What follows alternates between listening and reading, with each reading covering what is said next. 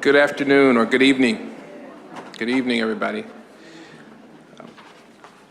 Today is June 28th. It's about 6:32, and convening the meeting of the Board of Education. This is our monthly business meeting. As you all know, we begin each meeting with Pledge of Allegiance, but before we do that, we also, on occasion, when it's appropriate, try to recognize with an appropriate moment of silence those who are struggling. And in our nation, there are many who we could describe in that manner, including those who are on our southern border, those who are citizens and those who are not citizens. We could describe them as mothers and fathers, aunts and uncles. And I would ask that you reserve a few moments at the beginning of this meeting in recognition of their struggles and pray your way to support a better future and a more hopeful future for them. And the other folks that I'd ask that you spend a few moments taking some time to consider and throwing up whatever energies you can through prayer or through thought are those folks in Maryland. Once again, our nation has been hit by the brutality of violence, and whatever the explanation behind it, we all know the kind of pain and suffering that it has brought to those folks in Maryland. And so I would ask again, in support of those closest to our southern border and to those further north in Maryland, I ask that you dedicate a few moments of silence.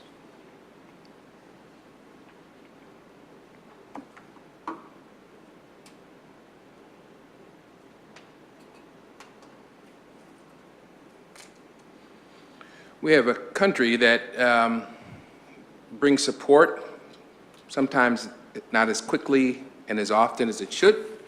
That is the United States of America, and we recognize the positive part of that country when we salute to the flag. That is an act, in my mind, of hope. We don't always meet those aspirational goals in this country. And so some folks decide not to pledge.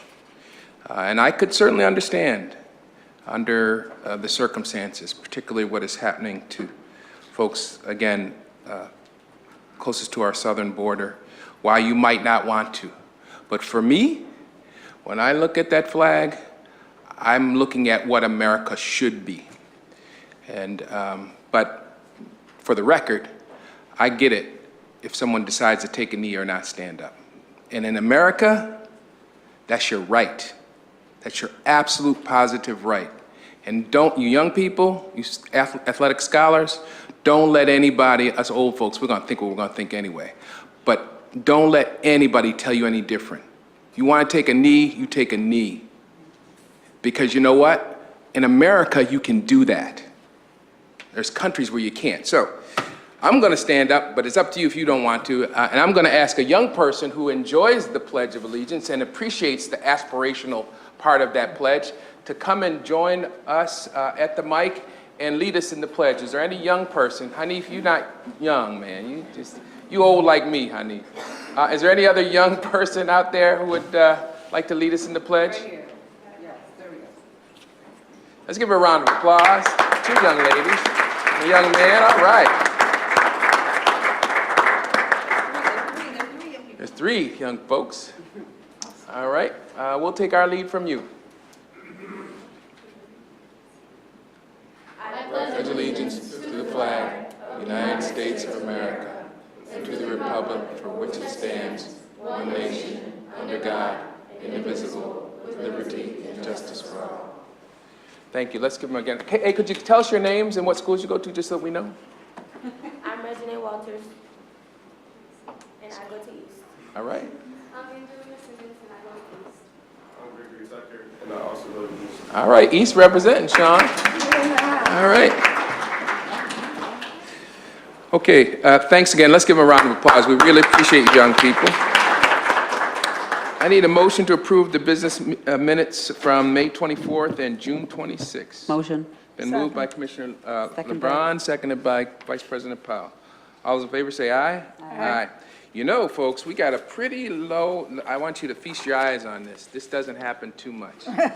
This is our speakers list. Now, I'm not complaining, but it has never been like this before. So, for those of you who don't have a chance to come to many of our meetings, we have a speakers list. We begin, as appropriately we should, by recognizing our young folks and our parents to make sure that they are allowed to speak first, because there's much sometimes they have to do at home. So I'll begin with Julio Vicente, and I'm terrible at names, I apologize up front. Is Julio here? How about Loretta Young? Loretta, come on up. And then after Loretta, we have Latasha Sinkler.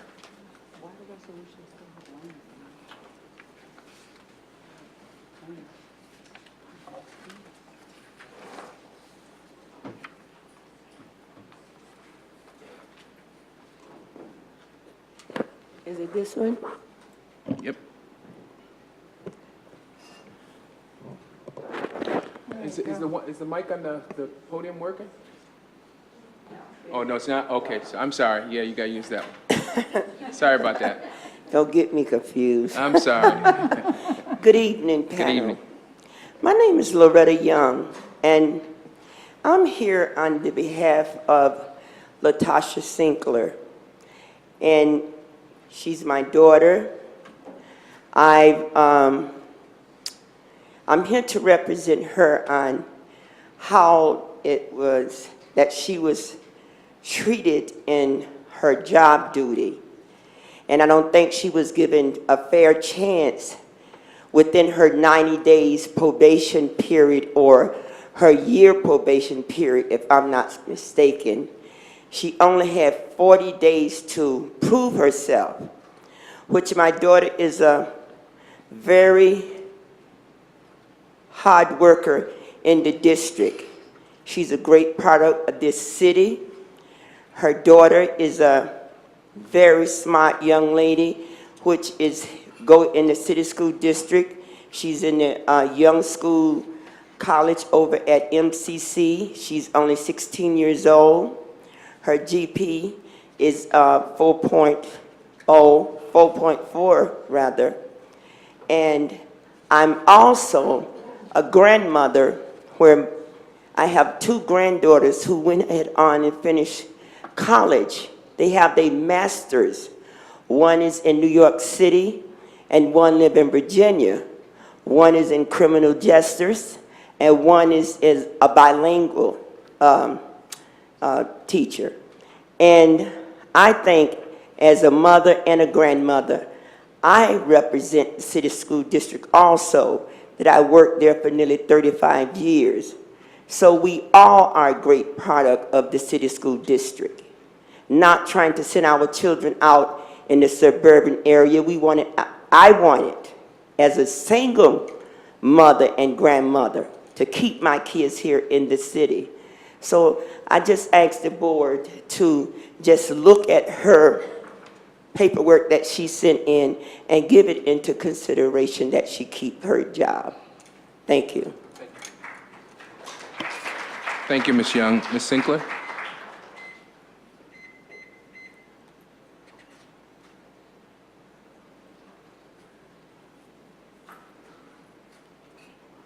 Take your time. No worries.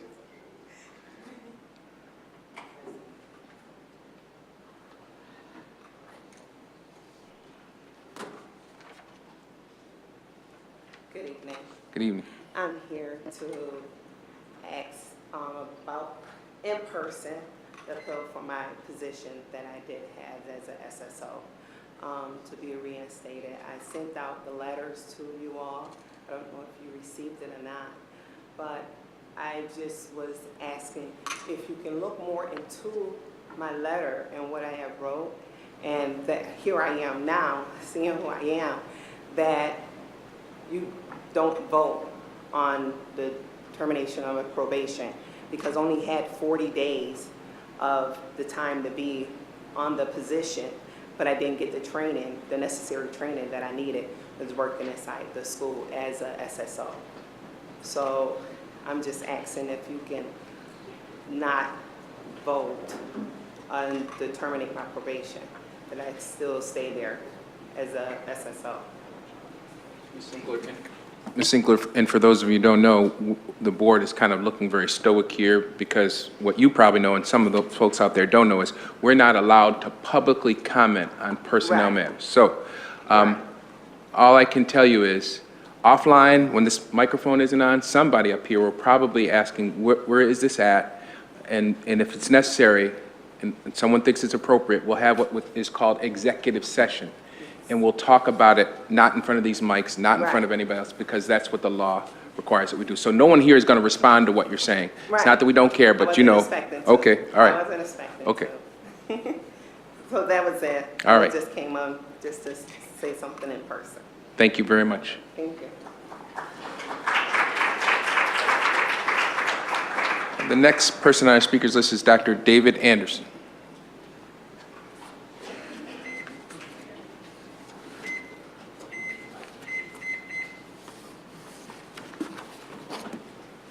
Good evening, Good evening. and thank you for allowing me to speak on behalf of, I think, a growing number of Rochesterians and even some out-of-towners who feel that we are somewhat behind by not giving full play to our history of the Douglas family, the Frederick Douglass family, who spent roughly 25 years here, most of it being at the address where our school number 12 is. In fact, the very spot on which the school is resting was where the home was. And the home, of course, I had the 5 children and the mother and father, but it also had many visitors, many of whom would be people escaping slavery, heading on over to Canada. So we have this concern that even though maybe respect is due the man whose name appears there now, it seems to me it would be a positive thing to perhaps shift that name to another school district property and try to make the property there where School 12 is a symbol that would draw people not only from Rochester, but I'm here to say that a significant number of people come from around the country, especially from California. Do we get a group of teachers and administrators in schools every year for the past 15 years, I believe. And it's usually one time a year, but the last 2 years it has been on 2 successive weekends when 55 people, their 10th day on the bus, they end up here taking note of what makes up what they call the footsteps to freedom. So they make sure that they are taken to some properties where the Douglas footprint was made. And then I'm not just talking about the man with the long legs, as great as he was, but seeing that he was propelled to do as much as he did came as a consequence of having a loving family. The lady, the woman who born free 1 month after her own parents are set free, Anna Murray, who would marry Douglas once they reached safety here in New York State, and with him have the 5 children. She risked a lot in order to take that step, but it was gratifying because the diversity within the family, the 3 boys and the 2 girls, was significant, and they needed to make sure that that was continuing to flow in their veins. So what we're suggesting is that the school get renamed, the Douglas name, but perhaps it ought to be Anna, because Anna is so significant, although very seldom mentioned in the background. She made it happen more so than anyone else, and then the youngsters, as they would grow, they contributed Not the least of those contributors would be Annie, who would not see her 11th birthday because there was some kind of trauma that caught her once her father was again out of the country in 1859 to avoid being arrested and probably tried and hung because he was viewed as an associate of John Brown, who did go so far as to seize a federal arsenal at Harpers Ferry, Virginia, and with the idea of taking the guns and ammunition that they would get there and place it in the hands of enslaved people in the area and maybe beyond. He had already had an experience out in Kansas, so he was not a bit bashful about wanting to do it here. And Douglass tried to dissuade him. That didn't work. So subsequently, when the arsenal was recaptured by the soldiers under the command of Colonel Robert E. Lee, Douglass was persuaded to leave the country again. He did, and in probably the last of December, 1st of January, 1860, he would receive this letter from his child, his youngest child. Dear Father, I am doing quite well in school. I am learning to speak German, and perhaps the next letter you get from me will be written in German. Oh, Father, she went on, and finally, abruptly, she said, Father, Mr. Brown is dead. Those mean men took him out to a field, and they hung him. And then with another quiet sentence, she closed it. And that, the next information he got about her is that she had died. So he would come home in a hurry, never mind whether there was a warrant still out for him. And when arrived here, so many people flooded him with questions about the little girl. And his answer was, she was the light and life of my house. So, ladies and gentlemen, we are very much interested in having that kind of rhythm and compassion and loving brought back into our community. And this is one opportunity that, don't see to me, is not very costly, but can provide incentive for people to try to get with the spirit of the Douglasses, get with the spirit of the people who wanted to make this a free nation. And in fact, if we go to Mount Hope Cemetery, there are about 15 headstones that focus on 15 men who were in the Union Army after the change came. Originally, black men were met with the statement, this is a white man's war. That was policy. And after Douglass kept on hammering and hammering and hammering and hammering, finally, black men were admitted. And they were in special units called the United States Colored Troops, 200,000 roughly. A lot of them died in battle, but they didn't hesitate. Some were escapees from slavery and some were quote unquote free. But they gave, and even some of those near the end of the war, which they were helping to bring to a close, went out west and started schools. You go to Missouri, and there are 2 colleges that started as schools created by young black Union soldiers. So we got a lot to live up to, and we got a lot of opportunity here. And I would say if we could put Mr. Duffy's name on another school building, I would be very much involved in trying to get us to learn as much as we can about him. But in the meantime, we got tons of information we need to know about and absorb and make it work for us about the Douglass family. So if you can, Anna Murray Douglass, school number 12 or something, and that would work for me. And I want to thank our superintendent. I want to thank Commissioner Elliott for sort of guiding us. You know, I got no hair, but I get hot-headed sometimes. But they kept me in order, so that's all right. If you have any questions, I'll be glad to answer them. Otherwise, I'll go sit down. You want me to sit down, is that right? Thank you, Dr. Anderson.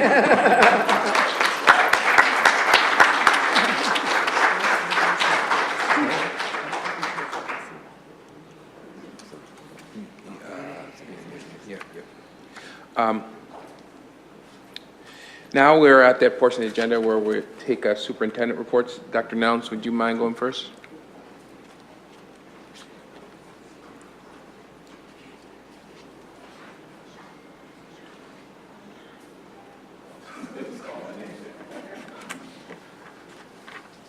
Good evening, commissioners and community. I wanted to start by thanking Dr. Cotto for supporting and recognizing our scholar athletes before today's ceremony. That was a touching and rewarding experience to see so many students with GPAs of 4.0 across the district going on to do great things. I was very proud of them.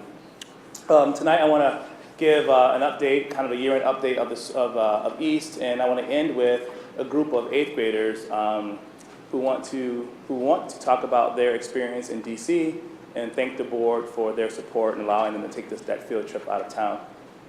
I want to start with our graduation rate. I know that this is something that Van and the board has asked for often, and it's hard to predict, and it's messy because it's a kid-dependent and kid-basis approach.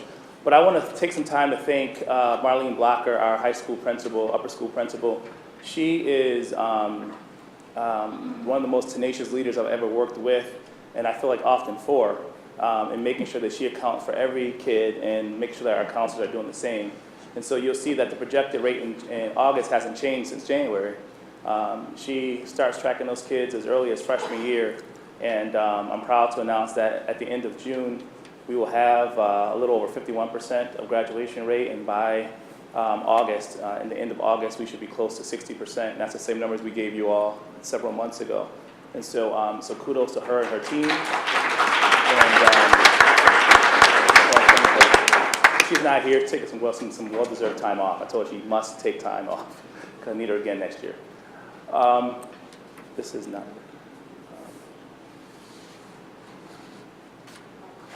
Thanks. All right, a couple more highlights I want to mention is our upper school data highlights. We had a number of students, and the number keeps rising of students who score 80 or higher on their exams. If you walk through the halls of East, you'll see signs that says 80 or higher, because that's what we determine as college and career ready.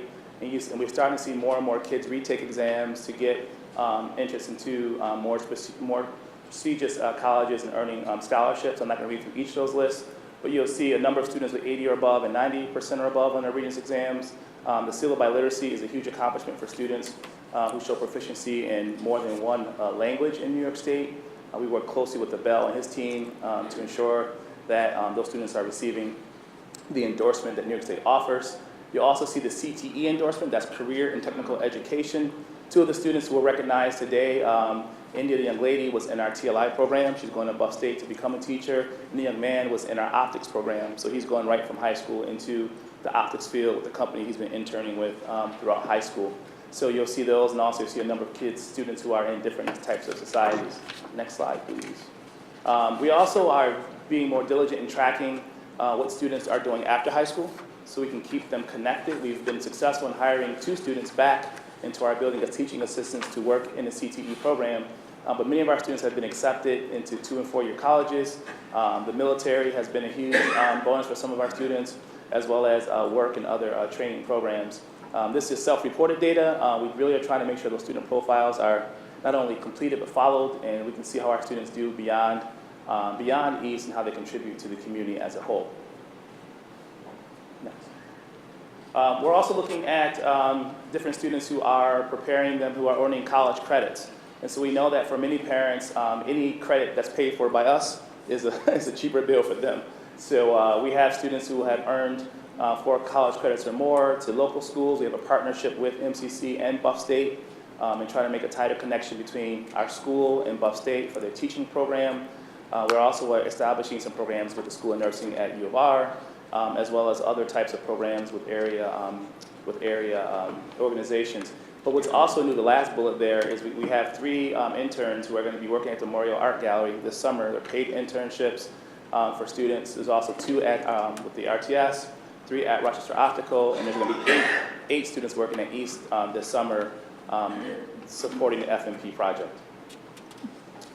This slide is just another indication of the type of college credits that students are getting, particularly those in our bilingual and LOTE programs.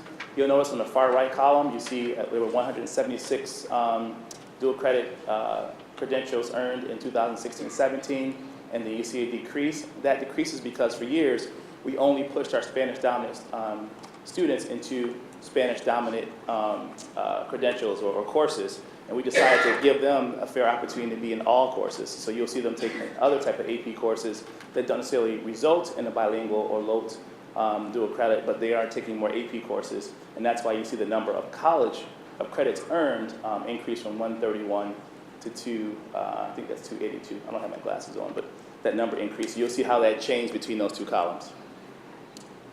And then I want to take just a very important message. I don't know if Dr. Marilyn Grant is here, but she supports the Cohen Foundation, and Howard and his family and Sheila have been incredible supporters to East. Not only have they funded the DC trip, but they're doing something special for students this summer that are leaving 8th grade, entering 9. It's called our Steps to College program.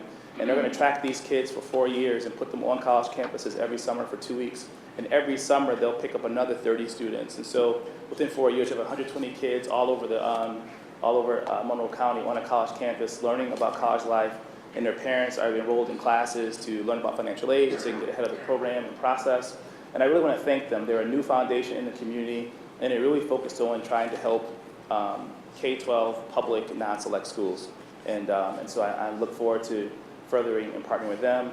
Dr. Wilson's going to come up with her team now if you want, and they're going to walk you through one of the experiences that the Cohen Foundation allowed our students to experience. I heard one parent say earlier, "I'm going next year." So then her son said, "No, you're not." So that's something that I them as well. Next slide. As they get situated, we also have Dr. Wilson talk about the lower school data a little bit, since you are responsible for some of this. Sure. Good evening. So we're very proud to say that we have set the new bar at 8th grade at East Lower School. 91 of our scholars earned college or high school credit going into 9th grade. And if you guys just want to hold up your fingers to show how many credits you all have. So Greg's got 5, Angelina has 5, Regine earned 2, and Krishan has 3. So 22 of our scholars earned at least 2 credits, 12 earned 3, 6 earned 4, and 10 of our kids, including Greg and Angelina, earned all 5 of the credits that we offer. We offer art, U.S. history, living environment, algebra, and Spanish credit at the 8th grade. So these kids are going to up those numbers that Dr. Nelms was just talking about for those AP courses in a few years. Also, we had 2 students I just want to recognize, Chris Eccles and Ella French, got 80 or higher on all 4 of the Regents exams that they took this year, so they're already at the college level, college ready level. Go ahead. Let me just ask you a question. So the goal is 8, go 9 to have how many Regents and how many credits? The possibility is 5 credits and 4 Regents exams. The goal is whatever is the best for those students. So we push everybody. We try to make sure that those opportunities exist for any kid or family that wants to try to do that. But in terms of expectations, your floor is what? Now it's 91. No. Oh, I'm sorry. I'm sorry. Oh, one credit. 1 credit, Yep. and how many Regents? Do you have? 1 would be great, but Okay. that's a push. So the kids that got U.S. history, that's an 11th grade Regents. So some of these guys took 11th grade course. And the reason why I ask that is because what often happens is that our kids get behind the 8 ball. Oh, yeah. By the time they get to 11th, 12th grade, and they can't catch up. So Right. when you We're set trying to this get- floor, yeah. you're Yep, we're right? trying to push the envelope ahead so that when they're in 11th and 12th grade, they can be taking those AP courses, getting those Excellent. college credits early, setting the stage for their futures. Excellent. Thanks. Sorry. All right, next slide. I'm going to let the kids tell you all about our trip to DC. And if you just want to click through, come on over, everybody. Sure. All right, so again, this is Krishan Hunter, Angelina Simmons, Regine Walters, and Gregory Tucker. And we used an app called Seesaw, where we put some prompts up so the kids can tell you what were you looking forward to before the trip. I wasn't looking forward to the bus ride. He was not looking forward to the bus ride. Dr. Nelms, were you? Dr. Nelms went with us too. Right. trip, I was looking forward to the bus ride because I like seeing like different aspects of Rochester. So I was looking forward to living out one of those. Okay, keep going. Go ahead. So we took 106 students, including, we also took 8 of our seniors that are TLI students, so they're in the teaching and learning program, so they got real life experience. 12 chaperones and 3 buses, and we had a good time on all of it, right? Couple pictures. Who wants to talk about the aquarium? Go ahead, Prashant, right? So at the aquarium, we was able to touch the animals, and so it was a stingray, and that thing was like, it didn't feel like any other fish. It was good. All right, so we spent some time there. And again, the students did reflections throughout. We had a good time at Dave & Buster's. Go ahead, Red. Okay, so this one was my favorite because a lot of us, we were separated in groups, so a lot of us weren't always together. So at Dave & Buster's, we all got to spend time with each other, which I really enjoyed because usually in 8th grade, you have your own group of friends. So it's like you get to enjoy everybody and like make more friends, which was really nice for me personally, which I was really proud of, yeah, which was really nice. So that was really fun. I enjoy the Dave & Buster's trip because, like Regine said, it was a really fun experience to like get to know more people, even though they're not in our social group. And being able to just like go around to all of our different games and just hang out with our friends was a really fun experience. And we stayed at the claw machine most of the time, and we're just getting up the prizes. Yeah, they cleaned up the claw machine. Do you want to talk about Arlington Cemetery, Greg? So we went to Arlington Cemetery. It's a cemetery where a lot of fallen soldiers they rest now. We got to watch a special ceremony called the Changing of the Guards. It was a long ceremony, but it was nice to see the changing of the guards. And basically the guy, he guards the soldier, he guards the tombs of the unknown soldiers. Those are soldiers that we don't know who they are, but we feel like they should be respected just like everyone else in the cemetery.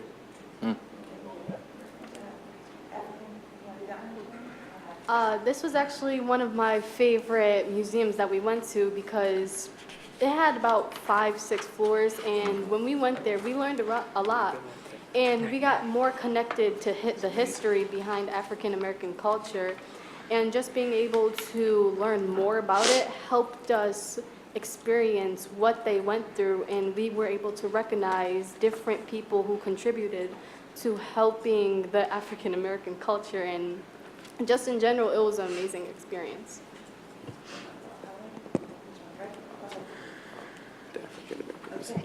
Also at the African American Museum, we went from the basement all the way to the top of the museum. The basement was more of a somber, sad feeling. You know, there were things about slavery, the civil rights movement, which I know could hit home for a lot of people. And as we got to the top, which was my favorite aspect of the museum, you get to see a lot of powerful things of African American culture. Like we got to see it was a big red car, and it looked like something out of the Temptations movie. We got to learn about the women empowerment group that African American women started. We got to see, what shocked most of us, how apparently back in the day, Mexicans and black people, since we went through the same thing, we worked together, which I thought was cool. And I just like the music floor. That was my favorite floor. You get to see the crazy outfits. We got to see a replica of the mothership or the motherboard. It was really cool. So yeah. The mothership. Yeah, it was amazing. No East trip is complete without a trip to a college, so we were able to go to the historically black university, Howard University. So, Prashant, you want to talk about that? At Howard University, I didn't know that the star in Black Panther actually went there, and I didn't know they had sports there at all. And tell everybody what you're going to go play there. Lacrosse. Lacrosse, absolutely. And we wrapped up the trip at the White House where we took a couple photos. Anybody want to talk about that? How about just your favorite thing from the whole trip? What memories are you going to take back with you, Reg? I don't know if we have a picture of it, but we went to the Holocaust Museum, and that was really fun because I learned how Germans, like how Nazis and Germans were, how the relationship was. It was kind of similar to whites and blacks and segregation and all that. So that was really cool to see. And it was a really good experience because my grandma, she loves stuff like that, and she loves the history of it. So I just loved to learn the history of that, which was really nice. And overall, the experience was just really good for me. I got to spend time with my friends. I learned a lot of cool stuff, went to different museums, and it was just a really awesome trip. And I'm really appreciative of the O'Connor Foundation for what they did to us. And I hope further on the next 8th graders will enjoy it too. Anybody else want to say anything? The favorite part for me for the trip was the hotel, because we learned a lot about people in 2 nights. Yes, getting you ready for college roommates in 2 nights, yes. All right, thank you guys so much for doing that. Thank you for having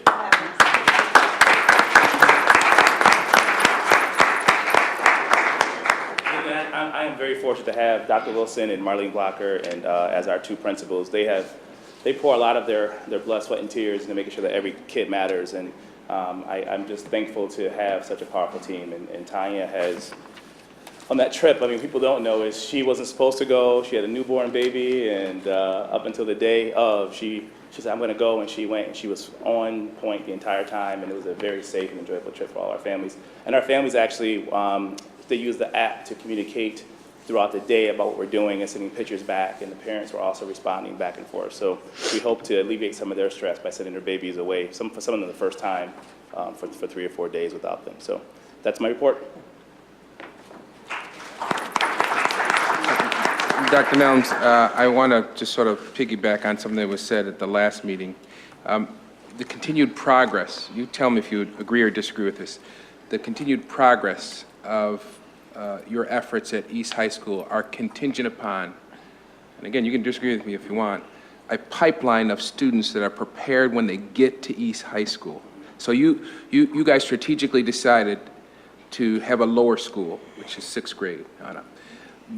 But it's fair to say that those kids, those students, are coming from other schools that may not be prepared, have those children prepared to enter 6th grade. Is that right? Yeah, I think that's been, an issue that we've all faced in Rochester for years, back to my day as a school chief. So it's not a new problem that we face. When Barb and I spoke about the K-12 or PK-12 perspective of RCSD, we both acknowledge that having solid curriculum in the elementary schools and systems for assessments and monitoring kids is essential, no matter where they go. And we're just one of many high schools and one of many middle schools. So I would say absolutely. I think it's fundamental that students have a solid foundation before entering middle and high school. But I think that the only way to do that is we work collectively to accomplish that goal. And I can say that the folks sitting here on cabinet and are really working diligently to be partners in this work. And I think someone said it a couple of board meetings ago, when the board members, you say all boats rise together, and we're trying to accomplish that as a unified district. So what I would like to see, and I hate to put anybody in an awkward position, but what I would like to see at our next board meeting is a joint presentation by you and the superintendent or your designees with respect to how we intend on collaborating effectively, building that pipeline between 33 School and East High School. You think you all could make a joint presentation next board meeting about that? Absolutely. I have comments on that. But just To answer your question, I mean, yeah, anything's possible. Okay, Absolutely. all right, yeah. Commissioner Elliott? A couple of things. One, let me just piggyback on that. At the same time, we don't want it to be an exclusive school. Right. That only certain students are able to get in there. Yep. Every other school has to accept all our students. East High School should too. Yep. So, where we're trying to, I don't know the game, but at the same time, any student that chooses, because we also have a parent choice policy. So if a student chooses to go there, but he can't get in because he's at, that student is not at 33 school, that's unfair, and it could be discriminatory. So I want us to keep that in mind as well. My next question is, what's your graduation goal for the next school year? We are looking at every year between an 8 and 10% increase year after year. So 70%? That's the goal. That's the goal? Yep. Okay, thank you. Yeah, and we've made about 10%. I think this year's 12% jump every year since we've been there. Thank you. Let me just, And I could just, I'm sorry. No, go ahead. The first point, and I think I tried to make this clear at the last board meeting, that is, your point around not having a select school is exactly why I pleaded to the board last meeting for us not to become one.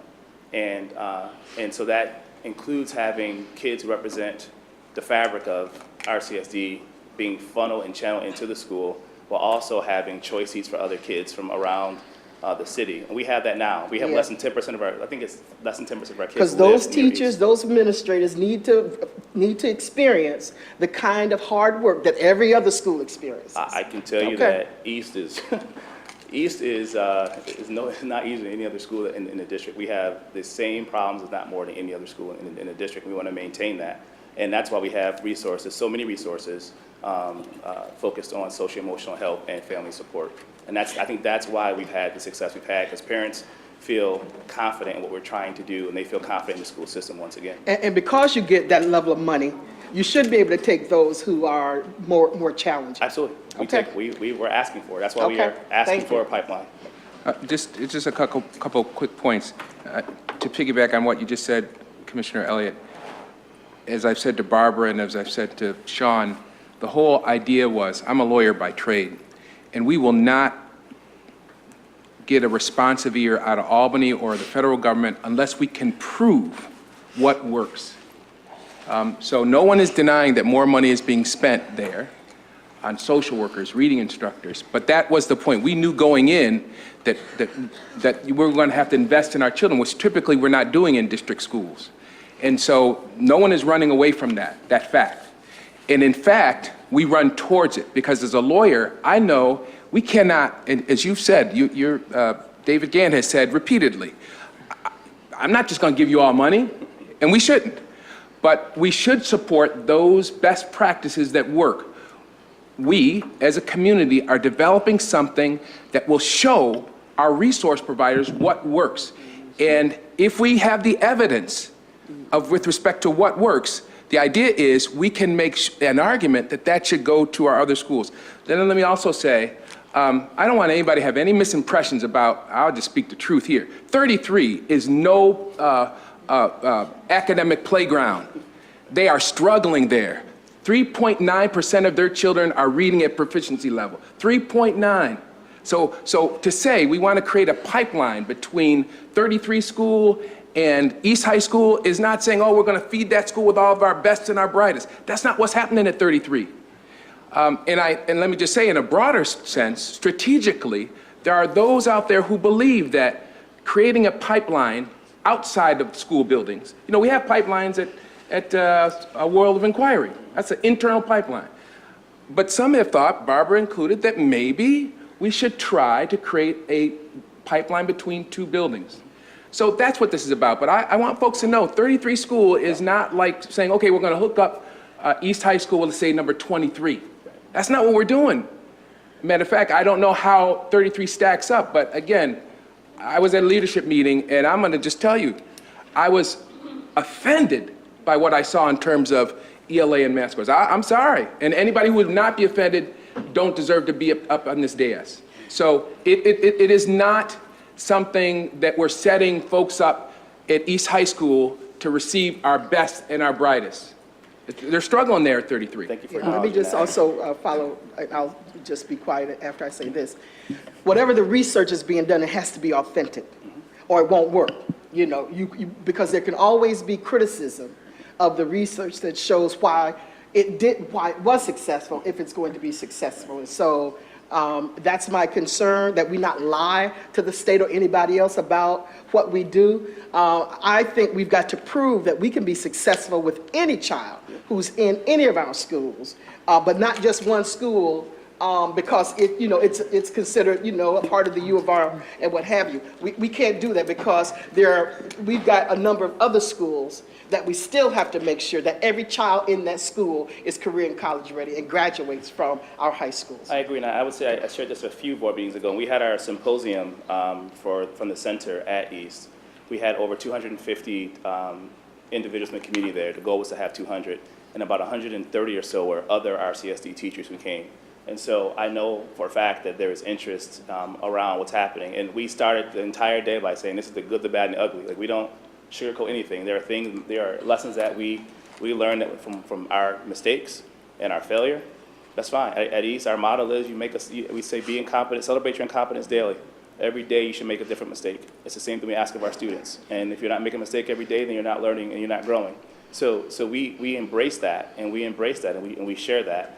But there are also things that we learned over time. And so we're going to perhaps have another symposium this year if we get some funding for that from a private person.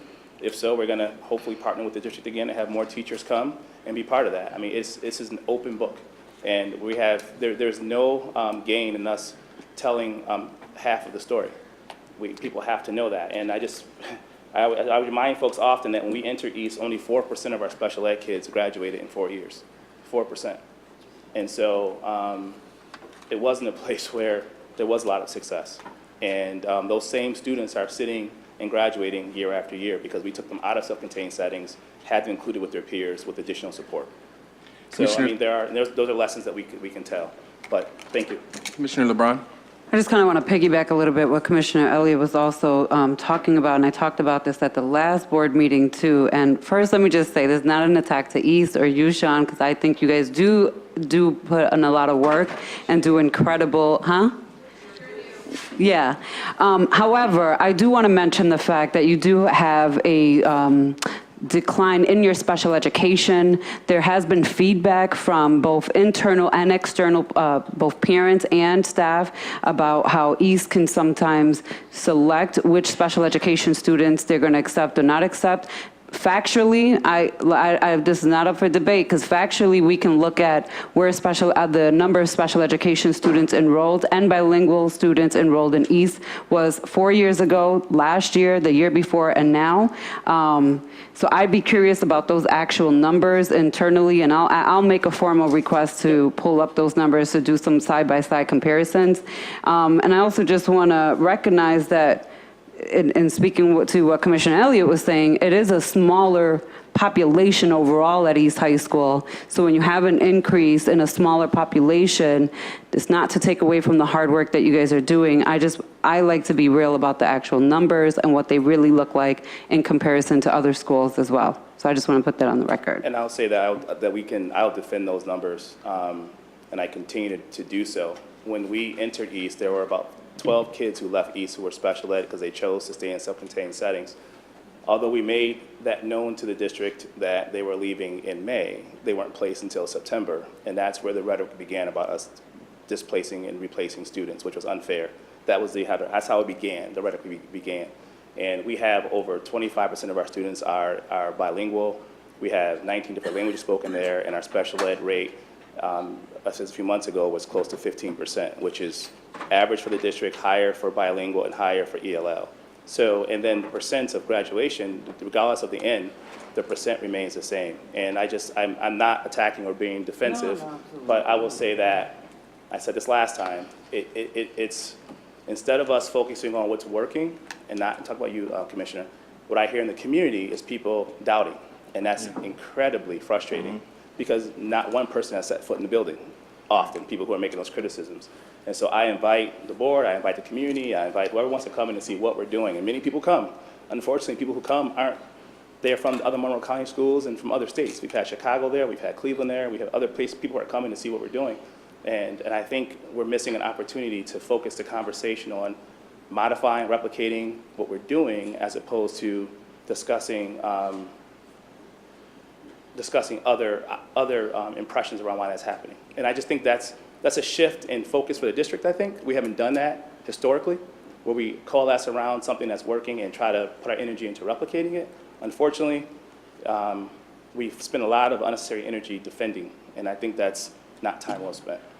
Well, I take offense to being reprimanded. Hold on. I take offense. Hold on. Well, can I just follow up, though? No, hold Okay. on. After Commissioner LeBron finishes, then Commissioner Funches. I just want to follow up because we kind of had this conversation last time in the same position, and I think I did make a request to ask for actual numbers on your special education and your bilingual population. So I'm just going to make this formal request to whoever, I don't know if it comes from you or if I have to do an internal request to pull up the actual numbers of both of those populations at East from 2015 until 2018 so we can actually look at those numbers comparatively. That's all I'm Yeah, saying. all you would do is, just so that everybody would hear the answer, just put it in the question log, and then somebody will respond to it, get the data, and then the answer will be available to the entire board and to the community. Okay, thank you. You should probably also pull the attendance for all those kids as well in schools who are special ed and ELL. Because I said in the last meeting, many of the kids who were not attending for 2 or 3 years were kids who were special ed. So they may be on the books, but they may not be attending. I'm just saying that's something we might want to put in the log as well. I'll put that in the log too, just, yes, because I think that will make a difference as well. Thank you. Commissioner Funches? Sean, my comment to you is coming to you as a parent of an East alumni, as an East alum. My daughter, my oldest daughter, attended East and graduated from East last June. She just finished her freshman year of college. And, and my daughter attended before and after the EPO. So I believe that as a parent, I do have some experience. And what I want to say, because something that you said that I think that was missed, was about the addition of the intense focus on the social emotional wellness of our children. And I want to take this point of personal privilege to say thank you to Marlene Blocker.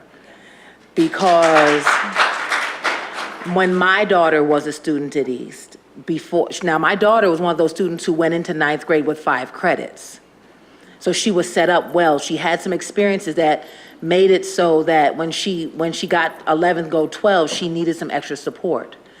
Marlene Blocker not only attended to her academic needs, her, Sherilyn Diodato, the whole staff, but they attended to her social and emotional needs and did some real creative work with her, not only so that she would finish strong, but she finished and learned.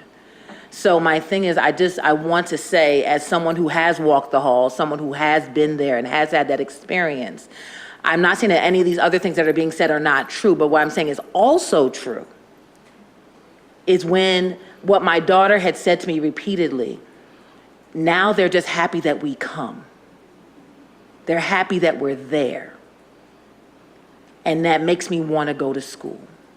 So I want to put that into the record to say that I see you. Thank you. Any other questions or comments? Thank you, Dr. Nelms. Barbara? Yep. So I'm going to start off by recognizing Dr. Pam Kissel. Pam, if you would just stand up. This is Pam's last board meeting, serving as school chief. She's been with us this year. We want to thank her. She's been an awesome, thank you. Pam's been a high school principal, an assistant superintendent, a classroom teacher, and a superintendent, and has been a great addition to the team, bringing lots of expertise, so we thank her. I also want to have Dr. Cecilia Golden stand up, our new deputy for teaching and learning. Welcome home.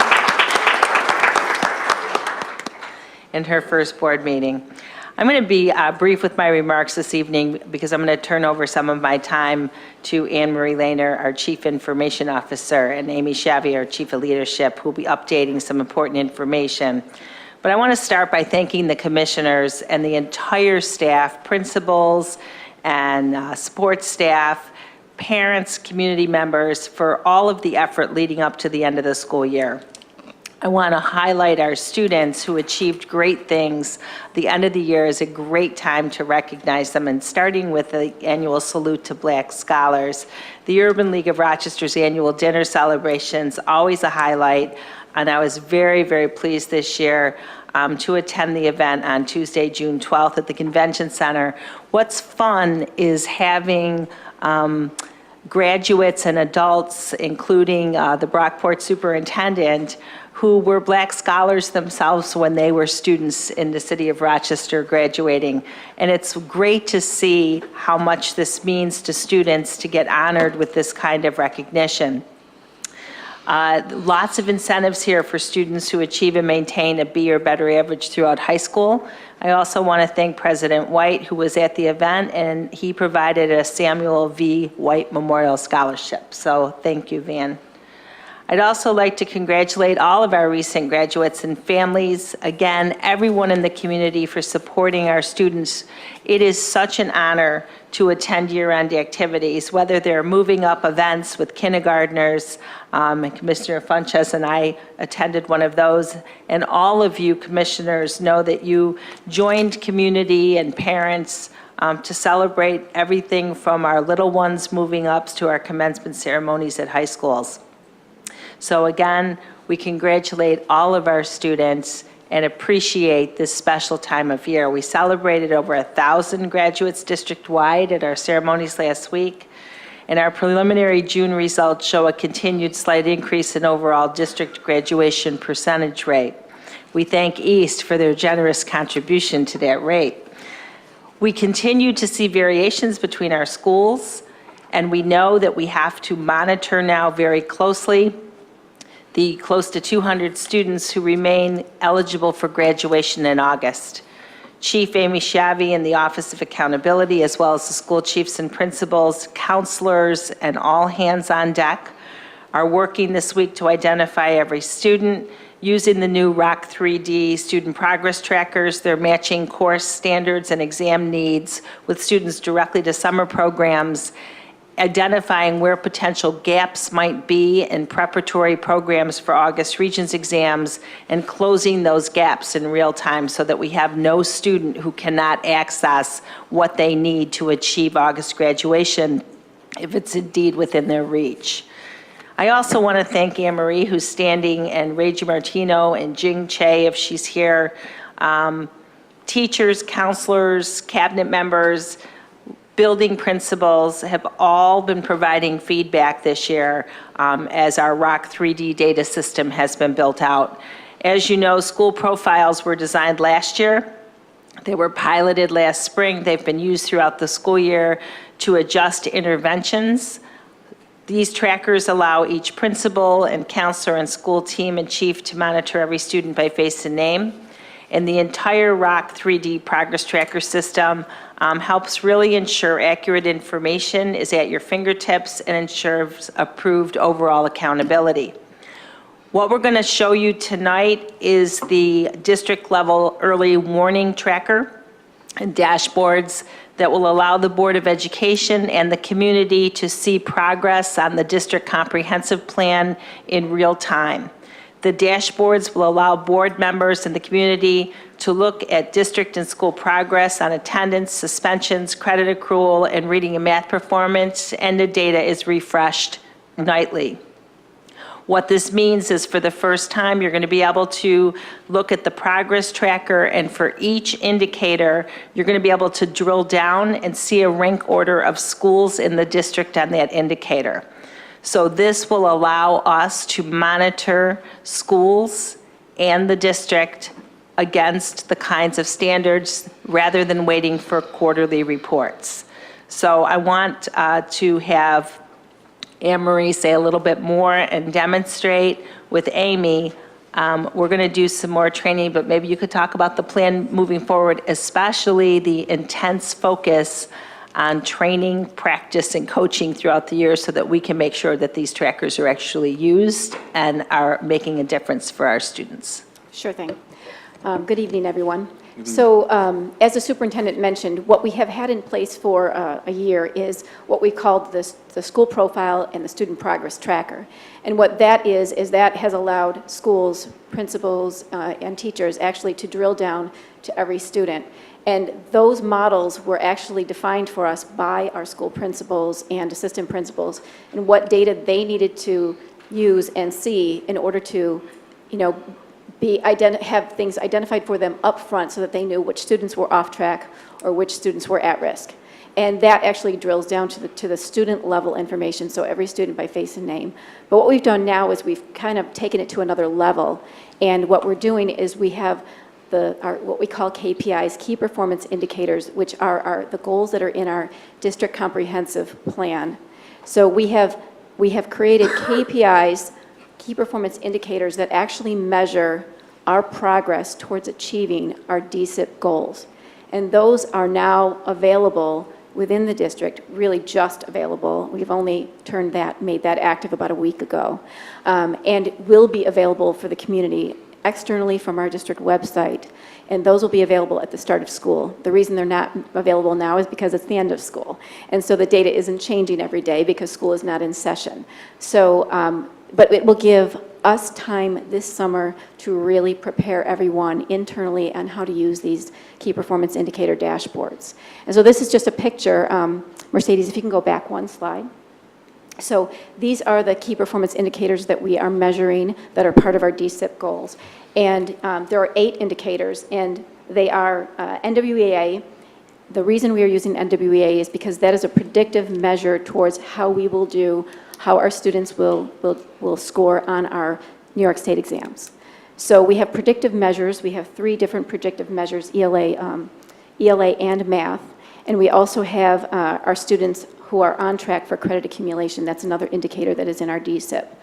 And in addition to that, we have 2 attendance metrics. We have overall attendance rate, and we also have chronic absenteeism. So we are measuring those as well. And we have out-of-school suspension rate as well as overall student suspension rate. So for each key performance indicator, we have the goal that was set in the district DSIP plan, and then we are measuring the actual data against the goal to see if we are under target or if we are above target, if we're achieving our target. And so each of these indicators, Mercedes, if you can go to the next slide, will drill down to there are actually several reports. You can't see them from this. This is just one screenshot of a particular part of those reports. But what it shows is it shows a ranking of each school, how they are doing, actually achieving against that measure. So each key performance indicator has a school ranking in the drill down. And this all will be available externally as well as it is available now internally.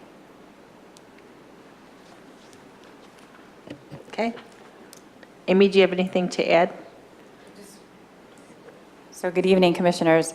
So 2 points to add. One is that this summer, we will begin the internal training for all of our staff. So we'll start with our leadership team, which will include all of our cabinet members, senior leaders, on at least a 4-hour training on how will we not only look at the data, but also the implementation. How does it impact the work that we do each and every day? From there, we will roll it out into our summer leadership training, which includes principals, school counselors, leadership teams within buildings, and then look to implement with at least a 4-hour training with members of our schools in the fall, so that when we take these dashboards, we're not just looking at the data points, because that one picture that was up there was very intentional, that there's a student behind every data point that we have. And so we have this information, but the key point is, what are we doing with it? And how does it impact what we do each and every day?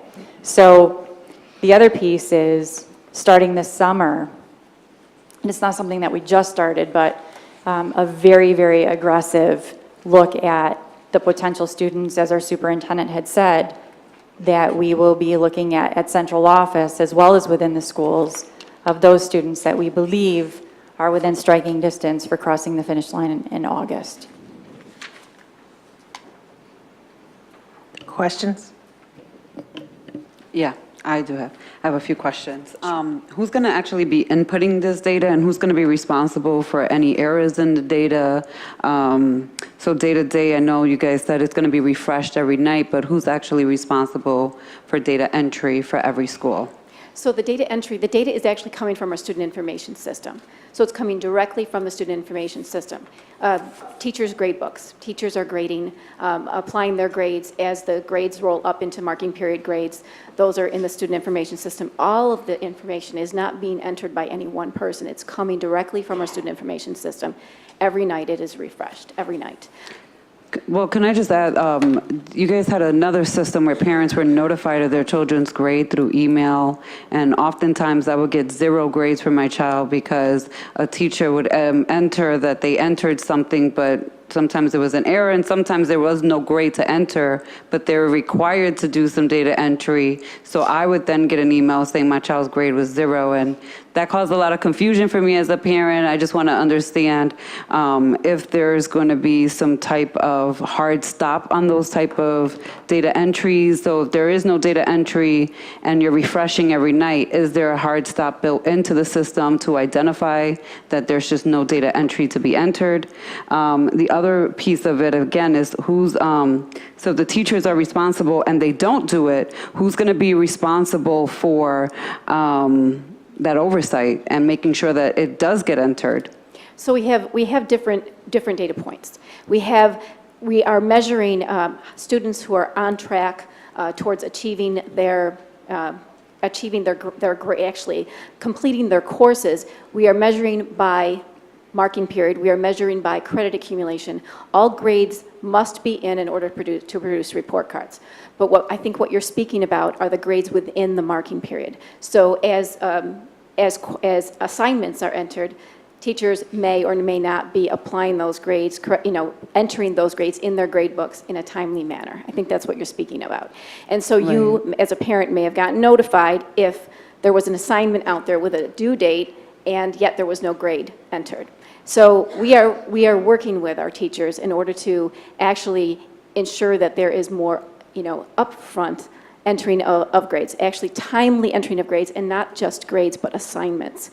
So we actually created a course this year, a professional development course, an online course for teachers, where we are actually, the deliverable of the course is that they are going to be creating their assignments for the entire semester up front by the end of the course. See, what we have always lacked are assignments in advance. Parents want to know when assignments are due. They want to know what assignments their students are going to be responsible for. And what we had in the past are teachers entering assignments and grades simultaneously. We want the assignments to be entered in advance with due dates so that parents are aware of when the assignments are due and what their students are responsible for. We want teachers then to enter their grades for those assignments in a timely manner, and we have been working with teachers to do that. I believe we really are getting better at that, but I think that's what you are referring to. Yeah, but who then is responsible overall? If the teacher does then, let's just say things are happening in the classroom and they just didn't have time. I mean, we've had this incident with attendance, and this has been an ongoing issue just for attendance data entry. So now we're expecting them to add an additional responsibility of entering into this system. And if it doesn't happen, which I believe we may have some folks where it may not happen for a number of reasons, who then is ultimately responsible? So principals are responsible for their teachers, and school chiefs are responsible for their principals. And I really wouldn't look at it as an additional task, because teachers always have had assignments that they are going to have due. It's just a matter of, rather than having it on a paper grade book, they're actually entering it in the system. It's just a different way of entering it, because we really need to make sure that our parents are aware of the assignments that are due. Not just parents, students. Our students are usually using that information more than the parents are, because in addition to the web-based app that's been available for quite a few years, we now have the mobile app. And so when the mobile app also shows upcoming assignments as well. And that's why we've had a real push to really encourage teachers, and we created that professional development course to actually give them the opportunity to do that with some assistance, to put those assignments out there in advance, because we are seeing that the use of that mobile app is increasing. We had, the last time I looked, just about maybe 2 weeks ago, we had 2,400 students who have used that mobile app, who've downloaded that app and have used it. And we've had about, I believe it was 1,200 parents. So we know that it's being used, and we're really excited about that. So we are continuing to encourage teachers to post assignments in advance and to be timely about entering their grades. But at the very least, we know that grades are there by marking period. So we are measuring not only one metric, we are measuring many. So we are taking those courses that are completed so that we can see which courses, how many credits a student still needs to meet the graduation requirements, as well as Regents exams. We are also looking at marking period grades, and we are taking those marking period grades and we are showing which students are at risk for not completing that course successfully. And then we are also, a third layer, we are looking at the actual grade books, so during the marking period. So those teachers that are entering assignments and grades timely, we are also projecting, based upon the grades that the teachers are entering, how those students are doing. And they're measured by at risk or actually, so there's different indicators. And that is what teachers and principals and chiefs have access to, where they can then intervene and create interventions in order to make sure that that student is successful. So it's kind of highlighted for them, at a glance, where it'll be red, yellow, and green. And when they click on the red, they'll see the number of students, but when they click on the red, they'll see every student. And they'll see how they're doing. And they'll be able to then take those intervention steps. And when Amy was talking about the PD, the training, the intensive training this summer, it's really not as much how to use it. It's pretty easy to use because it's there in front of you, and it's a matter of just understanding what those measurements are and how to drill down. But really, it's about what do you do with it then? What do you do? What are those interventions? And that is what really we need to really have intensive focus on. Two additional questions. So what do you do for substitute teachers? Because we tend to have a lot of subs in the schools, and what happens to those students who do have a sub, either for an extended period of time, and what's the plan if you guys have developed a plan for substitute teachers? And also, Amy, on the training dates, have those dates been identified? How are you going to track it, and how are we going to know what percentage of staff and teachers have been trained on the system? So I'll just speak on the substitutes. So if they're long-term substitutes, long-term subs are assigned to the classes. So then they are, have access to actually, serve as the teacher. And so they would be entering the same information that the teachers would for the long-term subs. The per diem subs, that is not the case. Per diem subs are the daily subs. And I know that they take, for attendance, they take the attendance, paper attendance, and then the office actually enters the attendance. But I'll let Amy speak to. So the dates have been set. One is during our leadership week, which is a week after we come back from PELP. And I'm sorry, I don't have a calendar right in front of me. No, can you send those dates to the board? I would be happy to do that. And then, yes, the tracking is through our True North Logic. Okay. And so that's how we track all of the professional learning hours for everyone. So I'd be happy to share that with you as well. Thank you. You're welcome.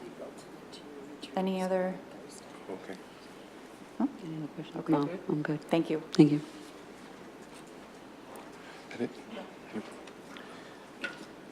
Thank you, Anne Marie and Amy. Appreciate that. Next on our agenda, any other questions for the superintendent or team? No? All right. I'd like to, with permission of my colleagues, take the agenda a little bit out of order. Yes. We have an item on the agenda for a resolution 985. I think we owe it to the citizens who came here for this vote, for them to hear this vote as early on in the evening as possible, so they can spread the good news. So I need a motion to discuss resolution. Thank you, Second. Commissioner Ellis. Wow, man. It's been moved and seconded. Is there any discussion? Yes, Mr. President White. I just want to, this is a long time coming. Absolutely long time coming. And I don't know why other boards didn't do it, but we're here now. And so I am just excited. And Dr. Anderson, you can rest now and with all your work. And I want to congratulate you on your persistence. I don't know how many years this has been, but we're here now. Amen, we're here. We are absolutely here, and I'm just looking forward when we can actually do other naming opportunities for people in our community. That is, from my view, people who are current, so our young people can really connect with those schools. So I want to just thank you and your team for all of the work that you've put forth in this and your persistence over the years. You know, things don't happen overnight, but thank God, you know, with this board, looks like it's going to be approved. So congratulations, Dr. Anderson, and to your team. Anybody else? Well, let me just add. Make it official. Yeah. Let me just add, prolong the moment just a minute. Like Commissioner Elliott said, there's a lot of thanks to go around, but before I end my comments with Dr. Anderson, I want to thank Vicki and Hanif and Shirley. The interesting thing about those folks, the folks who are making a change to our community, are folks that don't just appear around one particular name change of a school. They are people that are there working on all sorts of things. And just, this might be a point of personal privilege, but the fact that I can say Vicki, Hanif, and Shirley, those folks have been working in this community for many, many years, and I've been very, very blessed to know them. And I want to look at them in the face and say, on a personal note, not only because of the work at number 12 school, where my kids attended, but for all the work that you all do. I know Dr. Anderson is deserving of every bit of credit that Commissioner Elliott and many people give him, but as she knows, and as many of you know, there's a lot of great servants out there doing all sorts of great work, and I'm just blessed to know 3 of them who also worked on this effort to change number 12 school. And let me tell you, as a number of members who attended those meetings will tell you, it was not an easy thing. It may appear to have been, but there was some, undercurrent of resentment, and you could understand it. The school's been named after this guy, for Mr. Duffy, for many years, and he was a committed community servant. So there was naturally some resistance. There was a circumstance under which it happened or was happening, and so I think it was challenging for some, and it took those 3 people, and of course Dr. Anderson and many others who I'm not identifying, who made this happen. The staff at number 12, there were at least 4 meetings where I think I saw every member of the Board of Education attend one of those meetings. They really were available to listen. We had meetings with staff members, leadership at the school. We had meetings with teachers at the school. We even had a gymnasium full of students, and we asked the students what they thought about the name change. And in fact, I don't know what Hanif and Vicki and I don't think you were at that meeting, Shirley, but they had some great questions about what was going to happen. So the Board of Education, who deserves a little pat on the back ourselves, made this a process that didn't just begin and end with Dr. Anderson, and I know he would approve of that. That we made sure that everybody was involved in this process, and we appreciate that. And then finally, Dr. Anderson, I think you said earlier on today, you quoted something that Frederick Douglass said about his daughter. I think you said, she said, and I'm not the Frederick Douglass expert, but she was the light and life of our city. Right. Something like that, something like that, right? Of our house. Well, I'm changing it a bit. Amazing that I could try to change Frederick Douglass' quote, but Dr. Anderson, you are the life and light of our city, and we thank you for that.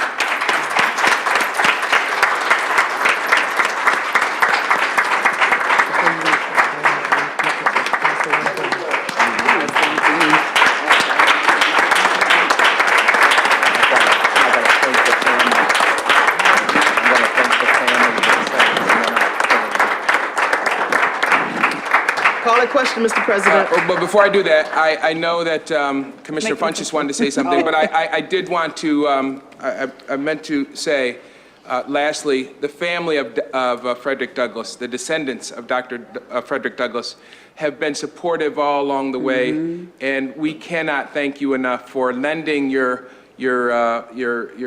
Frederick Douglass's legacy and allowing us to put his name on our building on your land.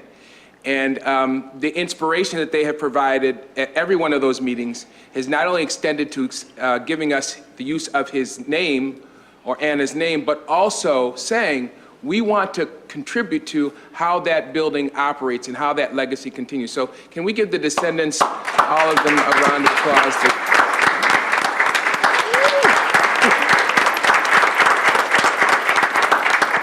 Commissioner Funches? I just want to say that this is, while we're talking about a name, this is about more than a name. This is about a legacy and a legacy of education. Baba Sankofa has, and as some of you know him as Dr. Anderson, Baba Sankofa has been a stalwart of educating our community forever. And I count him as my elder, and I thank you, Baba. But I also want to say from the dais that this is about more than a name. This is making sure that our children and our children's children and their children's children's children know of the legacy of the Douglass family. And I thank Jackie Sprague, thank you, my friend, and I thank you for the Douglass family's dedication to making sure that education happens, not just at school number 12, but at all of our schools in the land of Douglass, that we will know who that family is, because we are an educational institution, and above all else, we are about educating our children, educating our village, because education is part of healing. And I just wanted to take this opportunity to say, for the record, to make sure that we understand this is about more than a name. This is about an education and building of our legacy, so that we can do all that we can in the ways that we can to help and return our people to their traditional greatness. Mr.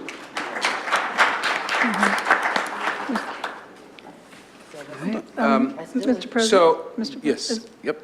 Beatrice's mic is on. Are you? Oh, no, my mic's not on. I'm ready. I'm ready to. Let's do it. Let's do this. Let's do it. Then, Mr. President, if I would just, in the spirit of Commissioner Funches's point about educating our children and our children's children, remind you that our student representative is entitled to an advisory vote, and I think it's just marvelous that she's here on this particular day to be able to do that for us. Absolutely. All right. Absolutely. So I'm directing your attention to Resolution 985, which is on page 114. For those of you who don't have the resolution before you, the last sentence reads, resolved that the school located at 999 South Avenue shall be and hereby is named the Anna Murray Douglass Academy at school number 12.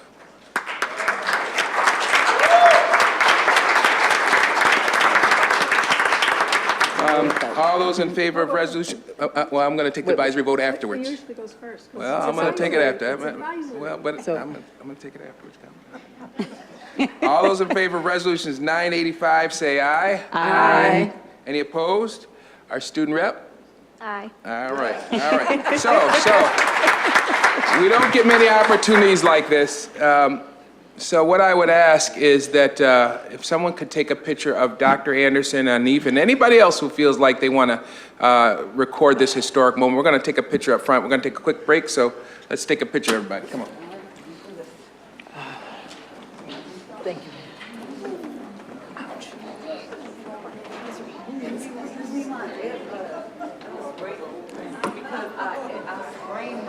Between this bum and this, and every time I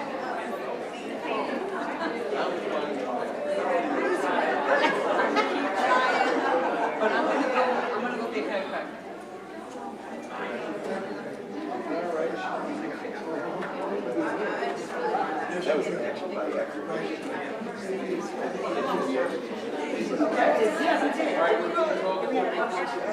Dr. Anderson?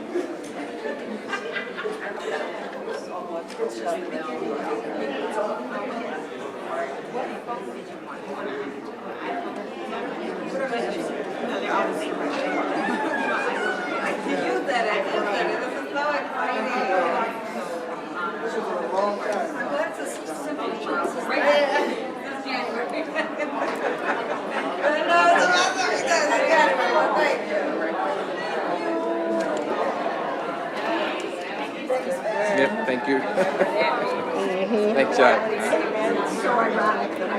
I know, it is perfect. Yeah. Well, better late than never. And I'm glad you were here for it. Because I don't know that it would have happened under the prior leadership, right? Thanks.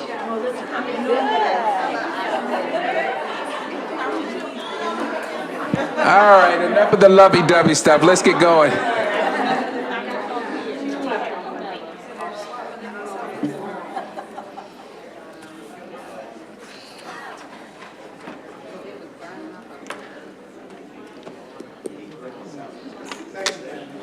Yep, nice job. Thank you, Hamid.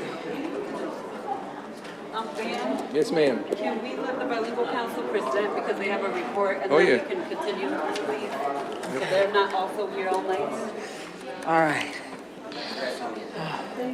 Yeah, right. Okay. Okay. Thank you very much, folks. Next on the agenda, we have the Bilingual Council report. Our representatives from the Bilingual Council here. Representatives from the Bilingual Council. I know we have a written report. Okay. There she is. Minna, vente, mija, que están parando. No venga corriendo para que no te... No I said, need to don't run. run, so I don't want her to need get run. injured running to the podium. I've been waiting almost 2 hours, so. I'm sorry about that. I'm sorry. That's right. It's We okay. can wait for you. Hi, how are everybody? Good. Oh, Okay, hi, my name is Mirna Gonzalez. I'm the president of the Bilingual Educational Council. How are everybody today? Good. I'm very happy because this is my last month of school year. So we got the last meeting. So I got the pleasure of got the kids all summer at home. So I'm very happy for that. Anyways, I want to say thank you to the opportunity that you gave me for speak with you tonight and let you know the activities that the council is been working. I'm sorry, I got a very bad cold. So, okay, we, bilingual parents, community-based organizations and educators represent an advocacy for the educational rights to a quality bilingual education for all students in the district. First, I want to say thank you because for the BEC is an honor that one of their schools is the one who their chose for carry the name of Miss Anna Douglas. School number 12 is a bilingual school.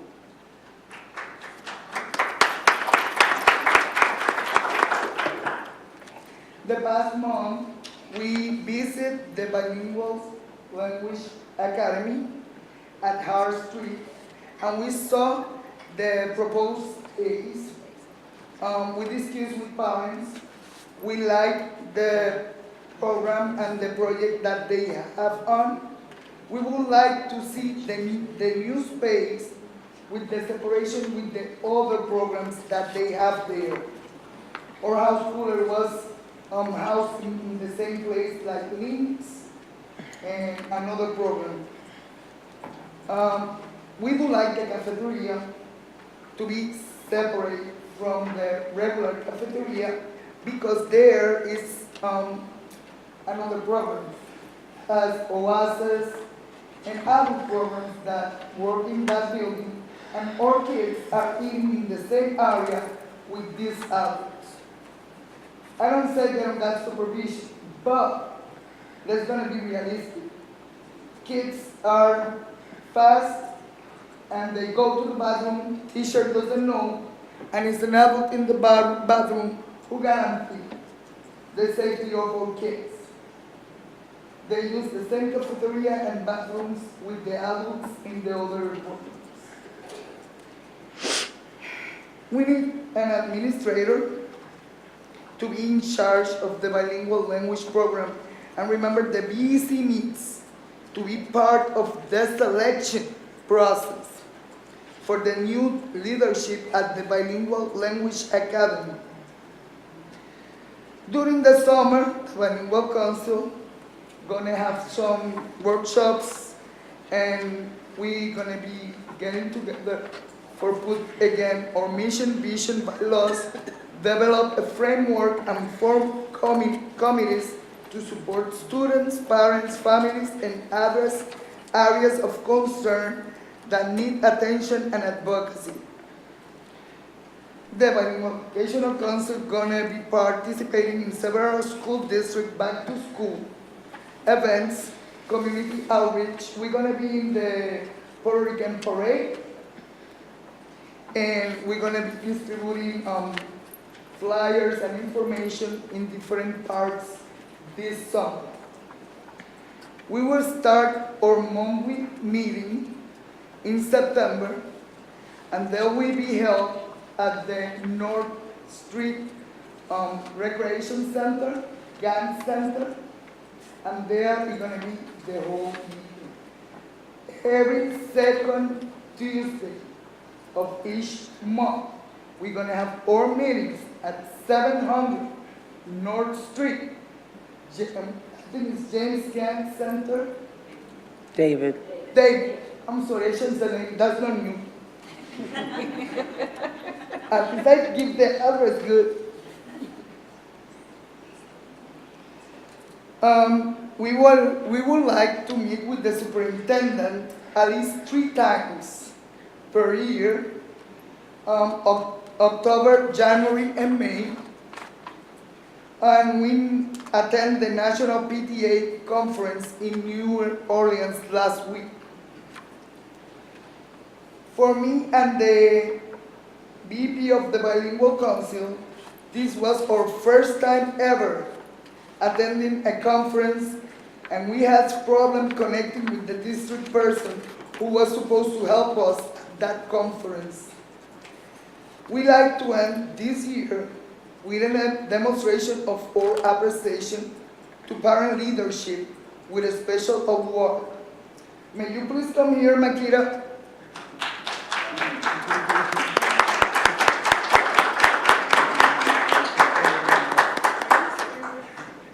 No, I'm joking, like always.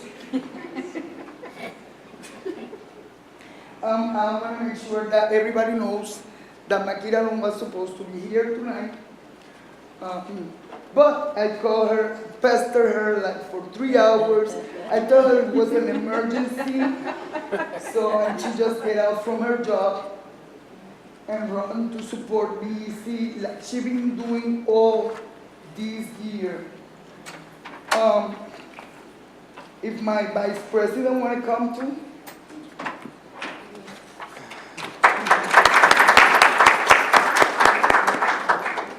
This lady here is Miss Elizabeth Esteves. She's the vice president of the Bilingual Educational Council.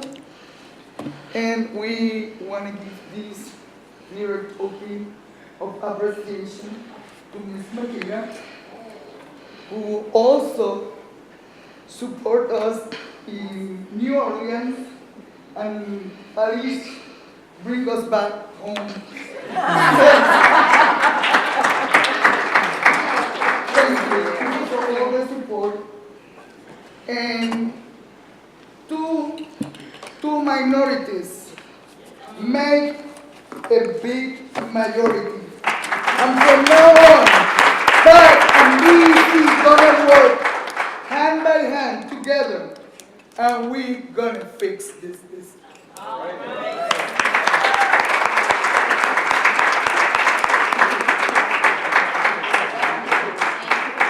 And that is it. Thank you.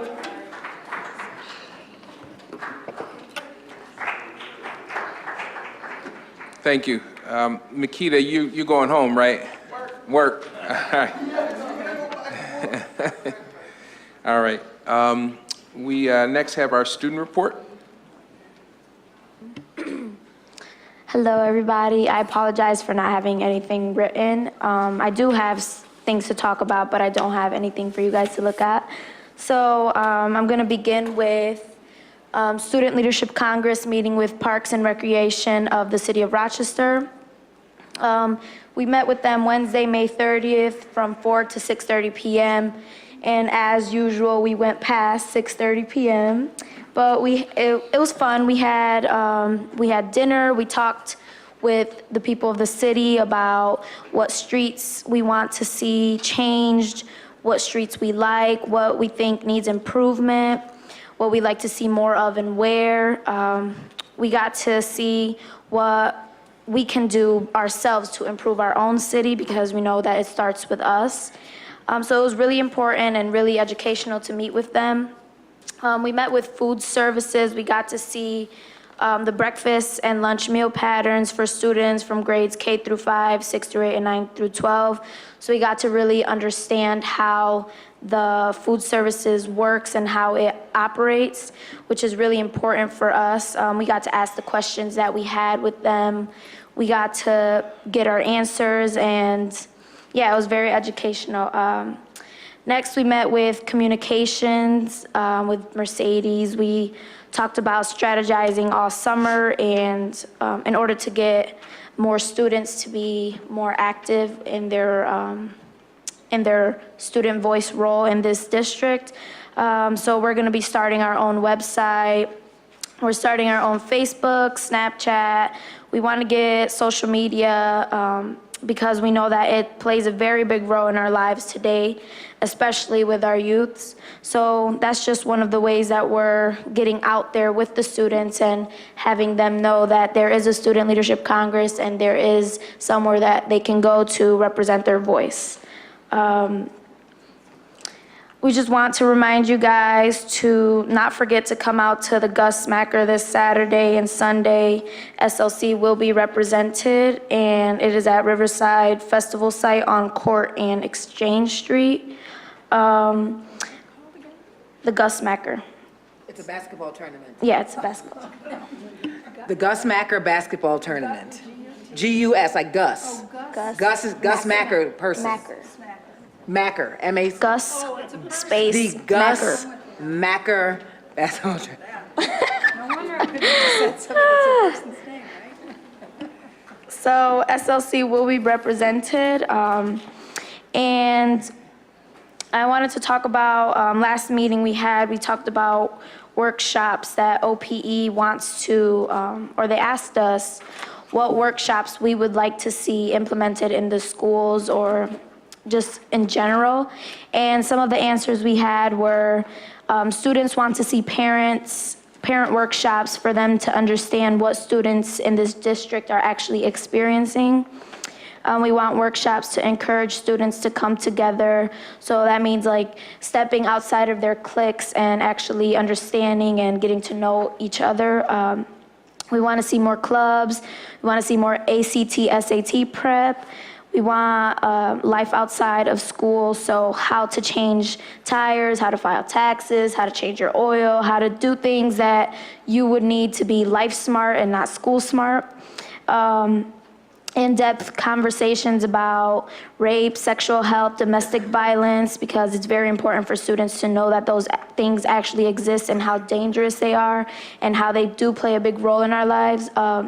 Language programs, which meaning more languages, so not just Spanish and English, but learning way more languages. AP classes, financial literacy, cursive writing, keyboard, typing classes, and calligraphy classes.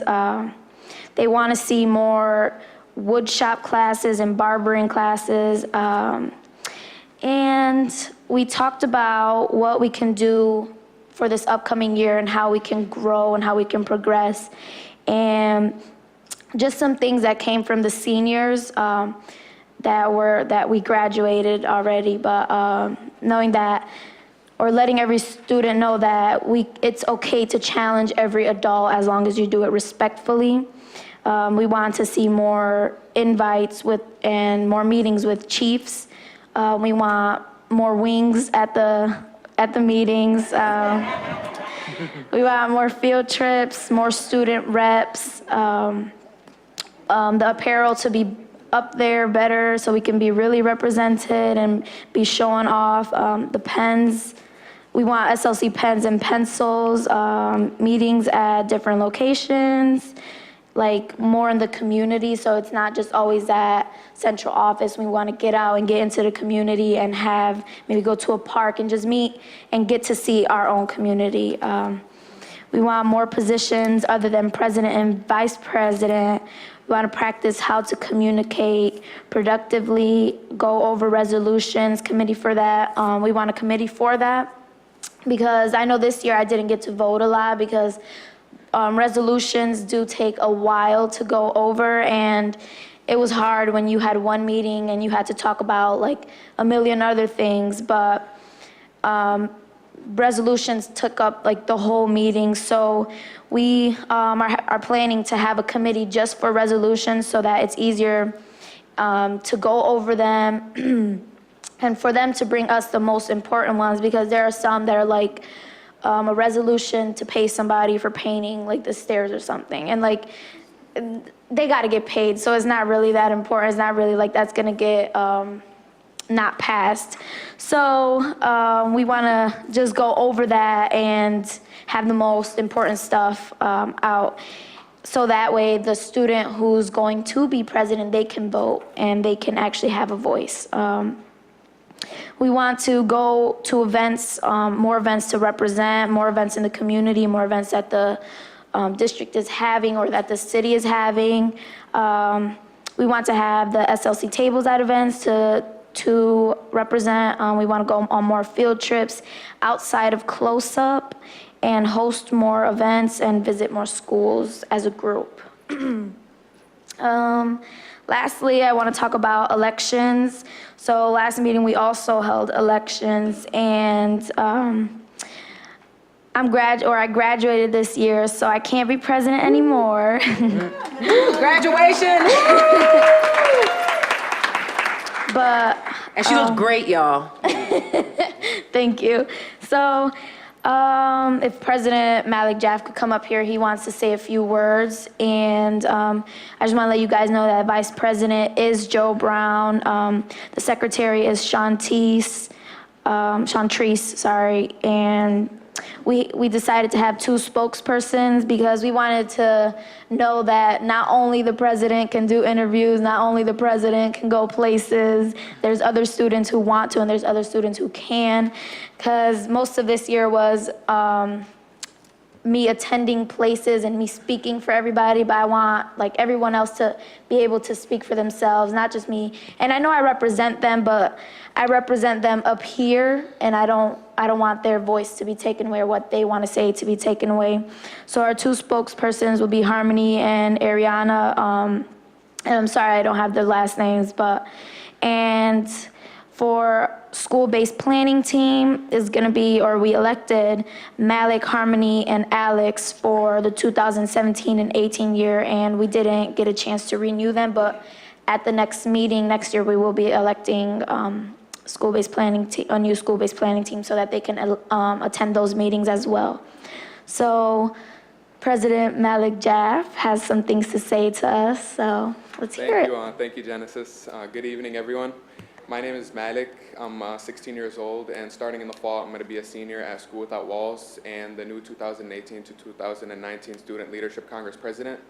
So the reason why I wanted to be the president for the Student Leadership Congress is because being my third year in the Student Leadership Congress, I feel like I could be a mentor and a leader leading the youth and the students in the Rochester City School District.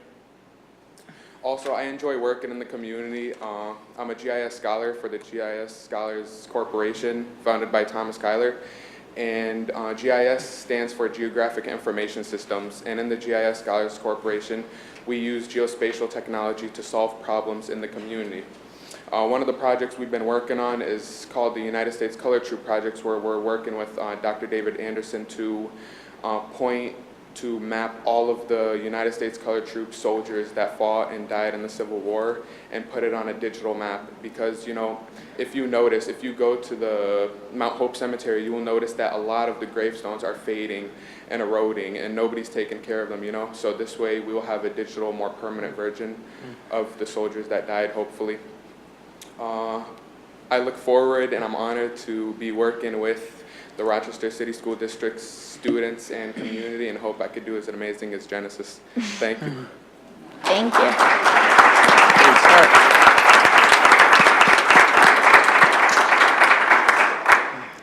Genesis, I came around the back way, but you deserve your moment on the runway. So if you'll come over here the front way.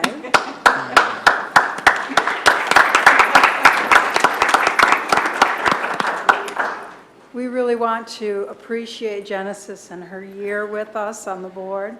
Every year the board has a student representative that provides us with that student voice, and this year we had the pleasure of hearing from Genesis Silva. Besides serving alongside the board, Genesis is the president of the District Student Leadership Congress and participates in several extracurricular activities and programs. She served as the captain and catcher of the varsity softball team. That's my son's thing, catcher. The Lady Red Jackets of James Monroe High School. In addition to her athletic ability, Genesis is a very creative and crafty person, an athlete and an artist.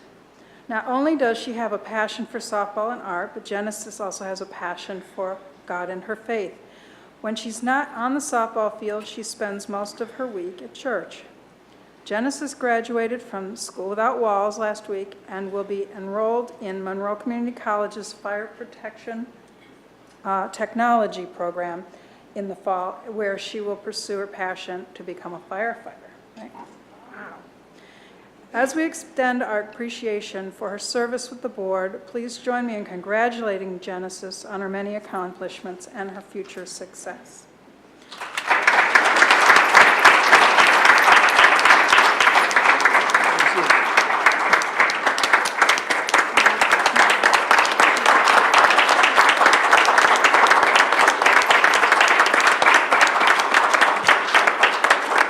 The plaque reads, Certificate of Appreciation presented to Genesis Silva by the Board of Education and Superintendent of Schools for your commitment and dedication in serving as the 2017-2018 student representative for the Board of Education, given this day, 28th day of June, 2018.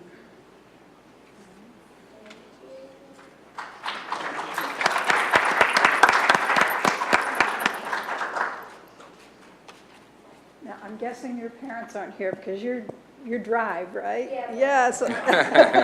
She's like all independent and everything. So I just want to say thank you for this opportunity that I had to serve the students.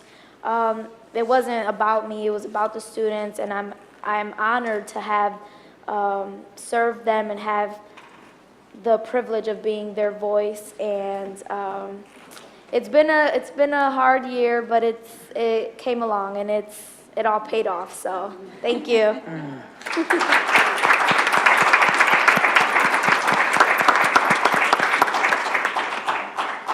Normally, Genesis, we would say, okay, you can go home because you know you got exams to do. But no, you got to stay here like the rest of us until midnight. No. I'm just joking. Yeah. President White, yes, ma'am. Point of personal privilege, I want to also congratulate Genesis. If you were at the School Without Walls graduation, you heard her tell her story. And while I won't say anything about her story here, let me just say, as they tell us in church, you don't look like what you've been through. You don't look like what you've been through. And so you are a strong woman, and I wish you much success. You're going to do well. You got a testimony, and you can help others. And so congratulations and much success on whatever you want to do. I could see you filling that Joe Morelli seat, you know, in Congress one day. So congratulations to you.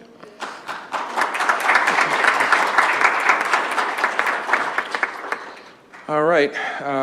Next on our agenda would be board reports. We're going to begin with Vice President Powell.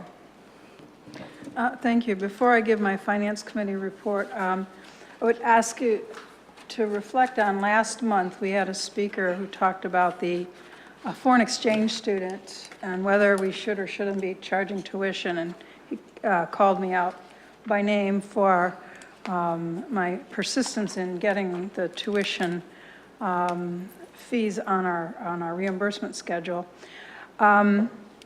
Afterwards, I was I felt very challenged, like, is this right?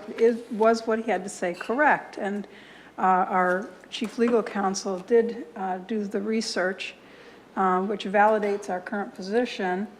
The question I have for the board is, can we provide that information to Mr. Wolf, because he does work for the Foreign Exchange Program, CIEE, and it seems important to me that he know what we know about the legalities of charging tuition, and because that document so far is attorney-client privileged, I'd ask the board to weigh in on whether we can release that information in some form, whether it's current memo form or a letter, to Mr. Wolf. Mr. President? Anybody? I just want to ask, are we planning to start charging students tuition? Because if we're not, then I just think this is a non-issue. It's already in our tuition, our non-resident tuition schedule. The problem is that the CIEE students have somehow avoided paying that tuition so far, in part because the issue has been obfuscated and made cloudy. Ordinarily, a J-1 visa, a foreign exchange student in our suburban areas don't pay, the suburban districts often do not charge tuition because it's an actual exchange, where one of their students goes abroad and they fill that seat with someone from a school abroad. Our students aren't participating in the CIEE because it's very expensive. I challenge anybody to find me a student in Rochester who is participating in the CIEE, so it isn't an exchange. And if one of our seats is being filled by a foreign student, this board already deemed it several years ago that we would charge tuition. That point has been called into question. It's been resolved internally, but that individual who's in a position to continue placing students here kind of needs to know the lay of the land officially. President White? Yes. Yeah, I don't think I know enough about it to have a discussion about it at this dais. I heard what the gentleman said, but it was out of my, I didn't have any knowledge about it. So to have a, full discussion at this level, at this dais, I think puts me at a disadvantage. So I would not be able to comment on it one way or the other at this point. I would need to have more information. I would tend to agree. It seems to, my instinct would be to say, well, wait a second, why are we not charging? And then the lawyer in me says, well, there's another side to that. There's an opportunity for our students to be exposed to students that might include folks that they would interact with in the global economy. So I would agree with Commissioner Elliott that perhaps this is something that we should talk about and really deliberate on. And I hate to put this in her lap, but it sounds to me like this might be something for community of intergovernmental relations.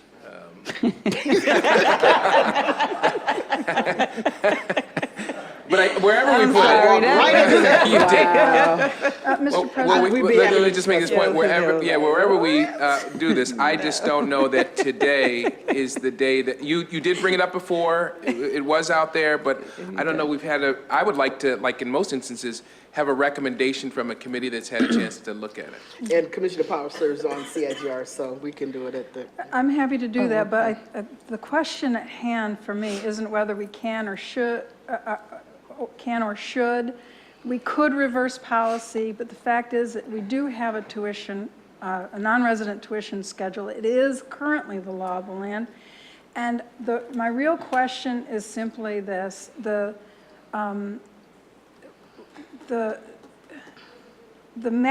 legal matter of whether we are entitled by law to do so has been challenged, and I'm simply asking that information, the fact that we are entitled by law, be provided to external parties. That's all. The fact that we're entitled by law to collect money? No, I got it, Tuition, I got it. Go ahead. Commissioner Powell, what I hear and what you're saying is that in a previous board meeting, there was information entered into the public space that indicated that took issue with the fact that you were saying that we have a legal right to charge tuition. So this was presented as fact. You went back and did the legal research, and now you've seen that we are truly justified in our position. So you want to enter that counter information into the public space so that both sides are equally represented in the public space. Whether we choose to enforce that or not is not your issue. What I hear and what you're saying is that your issue is that you would like it to, just as the rebuttal was made public, just as the presentation of CIEE's facts was made public, you want our position, which is based in policy and fact, to be also made public. Is that accurate? Thank you. You want it public, or you want us to release it to this gentleman? Because we wouldn't be releasing it publicly, and where would we release it publicly? No, I'm asking for clarification. It comes down the same thing, because he got his information by watching our board presentation. Oh, so he's kind of getting it now, you think? Yeah, kind of, yeah. I mean, you know. Because he stood at the poll, he stood at the, I know, I remember him well. I was like, oh, he watched the last board meeting. Right. So, I mean, the fact is that I'm relying on internal documents that are attorney-client privilege to make my rebuttal. If we could, craft a letter to that individual and indicating the facts, not as Commissioner Powell articulates them, but as the legal opinion has been presented, I would feel better about this whole thing. Natalie, Commissioner Shepard? So I guess, wouldn't that be public information already? Like, I'm not understanding why you don't just give it to them. Like, I'm confused at, like, what is the purpose? I don't, just give them the law. I asked if I could share what was provided to me, and it was portrayed as attorney-client privilege, which we, as a body of 7, plus the superintendent, which is a non-voting member, have to decide whether to release it. I can't individually make that decision because I'm just one board member.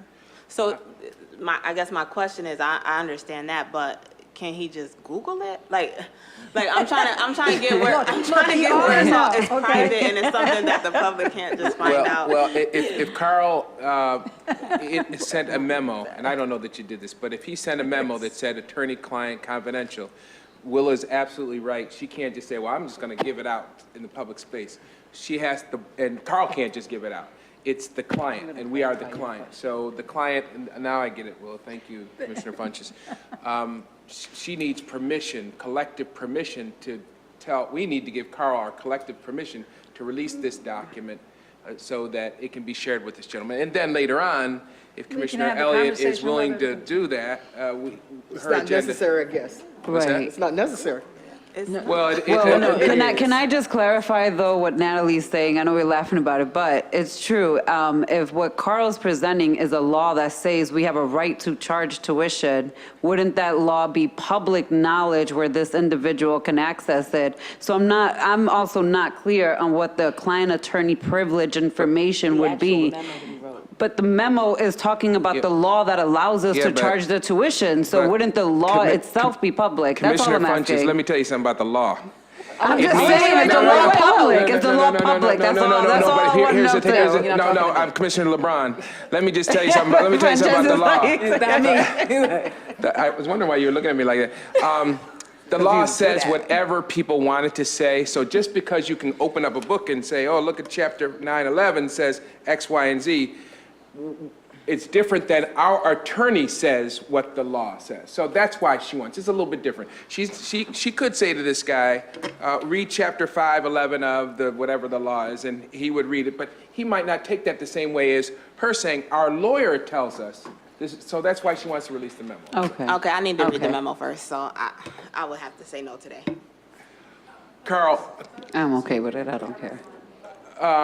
Carl, could you take the mic for a minute, please? Thank you. Yeah. You know this is going to take a long time. That's my question. Good evening, Mr. President. How can I help Good you? evening. Yeah. How can we bring this ugly chapter here to a close real quick, right quick? What do you advise us to do?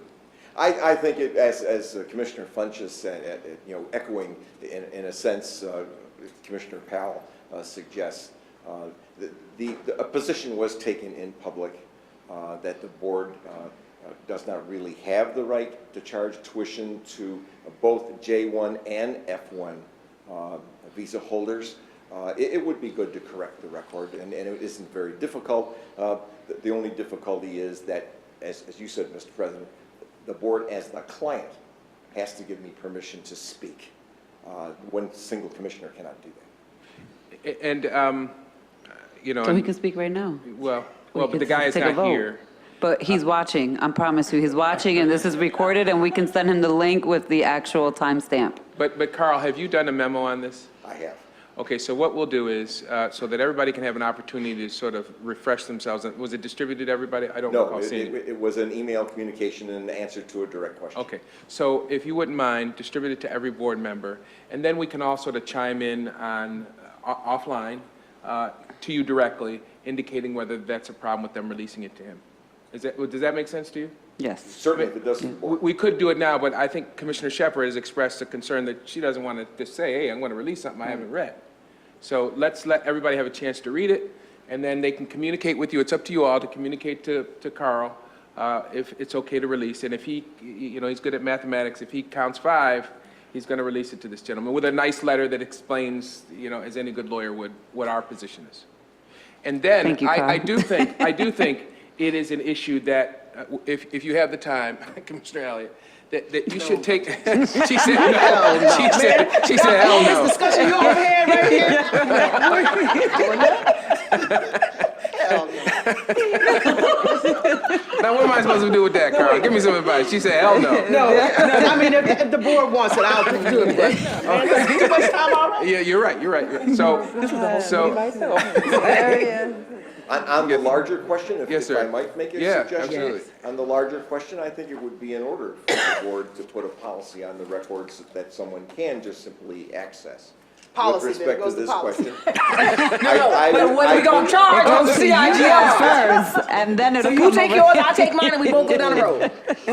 I would suggest actually, and as much as it's a financial matter, that the policy consideration be first originated in the Finance Committee, and if the Finance Committee sees it as fiscally This is like hot potato. responsible, then it should be referred to policy for an actual enactment. well, and let me just say, we're laughing through And let this. it just pass through CIGR just because. We're laughing, and laughing is a good thing to do. Don't get it twisted, folks. Right. This is good. But it is not unusual for this board to take a particular document or a particular proposal, and it goes through multiple committees. So, Commissioner, Vice President Powell, since you suggested it, why don't we begin with finance? And then it will work its way to policy, and then maybe by that time, Talk to the hand. all right, thank you very much for your guidance, Favor Counselor. We goes appreciate to it. Commissioner Elliott. All right, Commissioner Powell, you want to take the rest of your agenda? I'm so sorry, that was not supposed to take so long. That was supposed to be a simple question, but,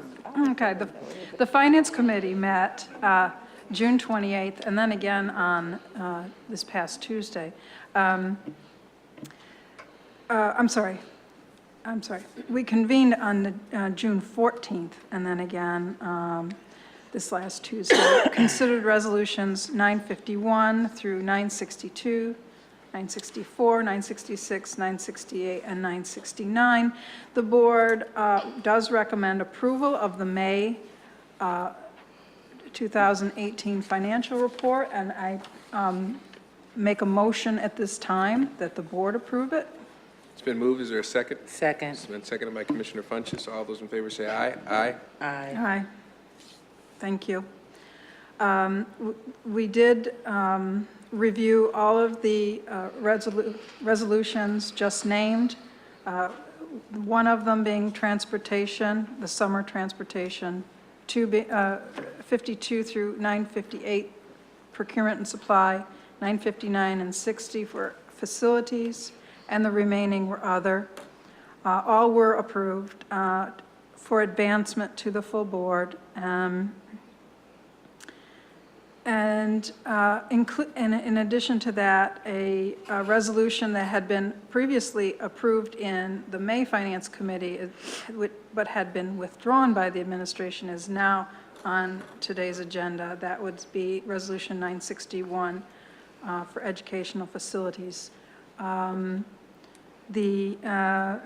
there was a resolution that had budget implications for one FTE whose position was inadvertently deleted in the budget, and another position which is currently vacant is in the budget. So on Tuesday we voted on the resolution that would make essentially a substitution, which would allow a current employee to continue their employment, and the vacant position would be abolished rather than a position that currently holds an employee. So that concludes my Finance Committee report. Our next scheduled meeting is July 19th. Thank you for your time. Thank you. Commissioner Elliott? I'm going to take a point of personal privilege before I give my report, Mr. President. Just want to a shout out to the schools whose graduations that I attended. I attended RIA, Career Pathways, Public Safety Program, a cosmetology program, All City High, IAT, Vanguard, Leadership Academy, and School Without Walls. And I want to just highlight a couple of things in some of those graduations. We had, and to speak to what some of our children go through, you know, we had a graduate whose mom didn't even show up to the graduation. You know, someone was telling me about that. We have a student who was born in this country, but moved to Guyana, came back, graduated from All City High, went to MCC, and the counselors and the people at MCC, she wanted to go to an Ivy League college. But the people at MCC was trying to defer her to go to another school. Thank God that this woman was insistent about going to an Ivy League college. She is now enrolled in Columbia University. And I got an opportunity to share that at the IAT graduation. But she just persisted. She did not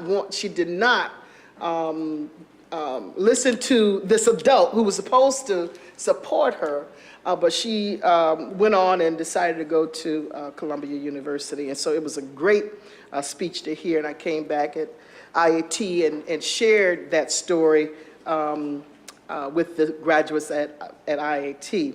I met a man at AREA who is in charge of the Refugee Day. And I did go to the Refugee Day last Saturday. One of the things that he indicated that I didn't realize is that there are a lot of immigrants that are incarcerated. I did not know that. So I'm hoping somewhere down the line to be able to learn more about what that is. You know, it could be language barriers, whatever the case, but they are being incarcerated. And then just lastly, in reference to graduations, my niece, many of you all who are on this board have heard me talk about my niece. That girl graduated. Ooh, Jesus, on the main line, you hear me? We had a tough time with her. I don't think the people at Vanguard like her, but I understand why, that they may not like her. You know, because I ain't feel no warmth when I was talking about her. But let me just say, you know, like I said, my colleagues have heard me talk about her, but she on her own got her own job, enrolled herself in the MCC, got her driver's license, and just doing phenomenal. Now, she's trying to move too fast. She want a car, and she want to move out of the house, and she working part-time. But let me just tell you, thank you all for listening to me about her. But we got her through, so a shout out to my niece, Nakaya Stokes. So in terms of my personal privilege, that will conclude that. But in terms of the community and intergovernmental relations, committee, we met on, when did we meet? On June 18th, I believe it was. And we talked about our communications plan a little more. We had from the Office of Parent Engagement, Rahima Wynn. Let me just say, I wasn't going to say it because y'all may fire her, but that girl was on point. Yes, she was. That woman was on point. I have never heard anybody in this district talk the way she talked. I'm just gonna tell you. I'm just gonna be upfront about it. She was indeed articulate, not so much articulate, but she was well informed, and she had recommendations for us. And so I just want to give Rahima Wynn, your new. I guess she's been there since October or so. I mean, I was really impressed. A lot of these other people, I'm not that impressed by. But she did the critical analysis that she needed to. She respected the committee, and that's what I really do appreciate. So I hope this doesn't get her in trouble where she gets fired, but she did an amazing job. Because sometimes the district does that. You know, they get rid of good people like that. So she did a great job, and I just wanted to share that. And then we also are asking the board to consider Resolution 964, the SRO, is it SRO? SRO resolution. Couple of things that we talked about in the committee had to do with the fact that over time, we want to see the need for SROs decrease. And I was really disturbed at a couple of the graduations that I attended that we had police out there in front. That really disturbs me. You mean to tell me that black folk and brown folk can't, I mean, even at graduation, you got to have a police presence? I was very concerned about that. I don't ever remember in the years that I've been here that any parents or any community folk in any way caused any problems. And to have police presence out there sent the wrong message. And so I'm looking forward with my colleagues to have some discussions about how can we reduce the number of SROs in our district. And just for, point of personal privilege, on this one, I think I'm going to start that by voting no on this contract. So that's it, Mr. President. Oh, the next meeting is July 12th. Thank you, Mr. President. Thank you, Commissioner Elliott. Commissioner Funches? Yes, I would also like to take a point of personal privilege, and so funny enough, it's about the same employee, Rahima Wynn. This last week, a number of parents went to the National PTA Conference in New Orleans. And during that week, there was a parent who got left behind. And Rahima, and I had been in contact with Rahima, and Rahima, because her plane was delayed, happened to still be in New Orleans.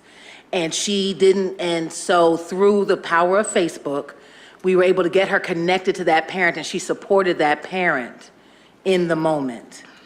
Now, she wasn't from that parent's school, but she stepped in, she said, this is one of our parents, any parent is one of our parents, and let me know what I can do. And she even, and I don't know how, I don't know, because I wasn't down there, how everything went, but she went to try and reach out to at least make sure she got breakfast and find out, make sure she got to her plane. But the thing is that she went, even though she was in a delayed flight, she was in these things, she took the time out to look out for another parent. And I just want to highlight her here. And she also, and something else related to her, she was also very instrumental in the parent forum that we held on the 20th. So I just want to give a shout out to Rahima. I know she watches us on the broadcast, so I want to say shout out to you. You did good. And that is what I just want to say on that. And also, I would like just to say thank you to the parents and the people at School Without Walls at Northeast and at, oh God, have a moment. At the different high schools and at 44, all the schools that allowed me to attend their moving ups and graduation ceremonies. That is a very sacred ceremony and a rite of passage for our kids, and I just consider it an honor that I was able to be there and share that with families and with school staff. So I just want to say thank you to that. And so I'm going to go from there into my report. The Policy Committee conducted a community forum on Wednesday, June 20th to gather input from parents and community members about proposed changes to the Visitors to Schools Policy 1240. There were some main comments, school staff. What the main things that the parents said was about relationship. And they all focus on being able to make, parents want, they understand the need for safety, but they wanted to make school staff to make relationship with them. So school staff need to get to know parents and develop relationships with them as part of building a school community and improving school climate. Schools should have an open door policy to allow parents to observe their children in their natural environment rather than under controlled and planned circumstances. School staff should not require parents photo ID every time they visit the school. One suggestion was to have the district use parent badges IDs to reinforce the fact that parents are members of the school community. Schools should create certain times for parents to interact with teachers on a regular basis, i.e. break times or end of day. This was related to teachers potentially having office hours like they do in college, so that there's certain times when parents can freely come and talk to teachers.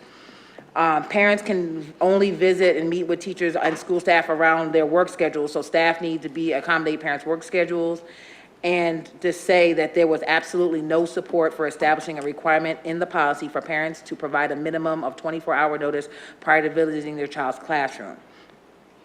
And so going forward, the policy committee plans to request input from principals and to obtain school staff's perspective on the changes to the same policy.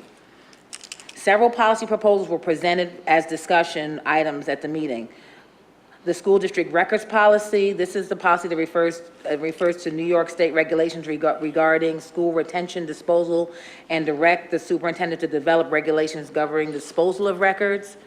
The security breach and notification policy 1300. The changes proposed to this policy clarify the extent of private information, explain the requirement to provide student directory information to recruiters, and the option for parents to opt out, and direct the superintendent to establish regulations describing the procedures for identifying security breaches and notification when a breach occurs. Cross-reference to the recruiting by organizations with restrictive membership or employment practices policy is also included.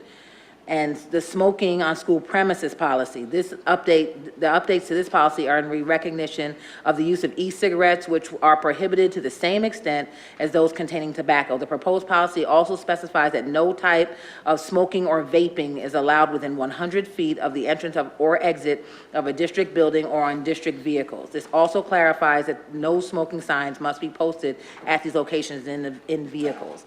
The next policy committee meeting will be Tuesday, July 17th at 5:30 p.m.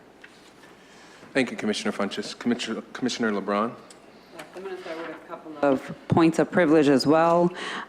First, I would like to thank Dr. Rita Gaither, Michael Allen, Dr. Larkin, our President Van White, and the Sheriff's Department for supporting Abigail Hernandez and allowing us to have a graduation ceremony for her on Monday in Monroe County Jail. It was the first one ever in history, and we were very fortunate to be allowed to do so.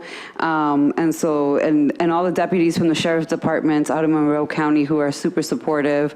With that too, many of you may have seen that Abigail Hernandez was picked up yesterday after being released by ICE, and so we are asking letters from the community to support her so that she's not get deported. And I will update folks through social media on when her hearing is, which is expected to be in the next 2 to 3 weeks. And we're hoping to give a major show out and turnout of community supporters to ensure that they know that the community supports her here in Rochester. Second, I do want to take a moment to wish Dr. Walter Cooper a happy belated 90th birthday. He was celebrated at School 10, and if many of you guys don't know, School 10 is named after Dr. Walter Cooper.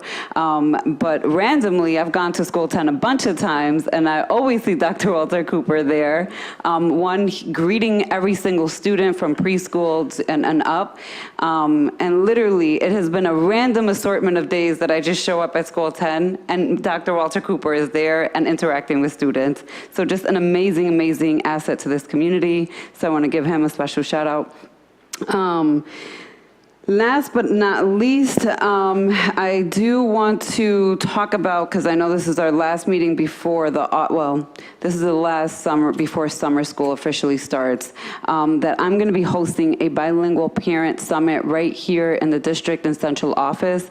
That date is August 18th, and I will have more information both on the Rochester City School District website. I will make sure that parents are informed, and I have a student intern that is going to be starting here on July 9th, and that student will be working right out of the Board of Education's office and will be responsible for assisting me in putting this together and doing the outreach to parents. So with that said, I also want to give a shout out to all the urban fellows who are here from the University of Rochester. So shout out to them. That's the groups of students that are here. And I know some folks make comments that they look like they're in high school, but they're all in college.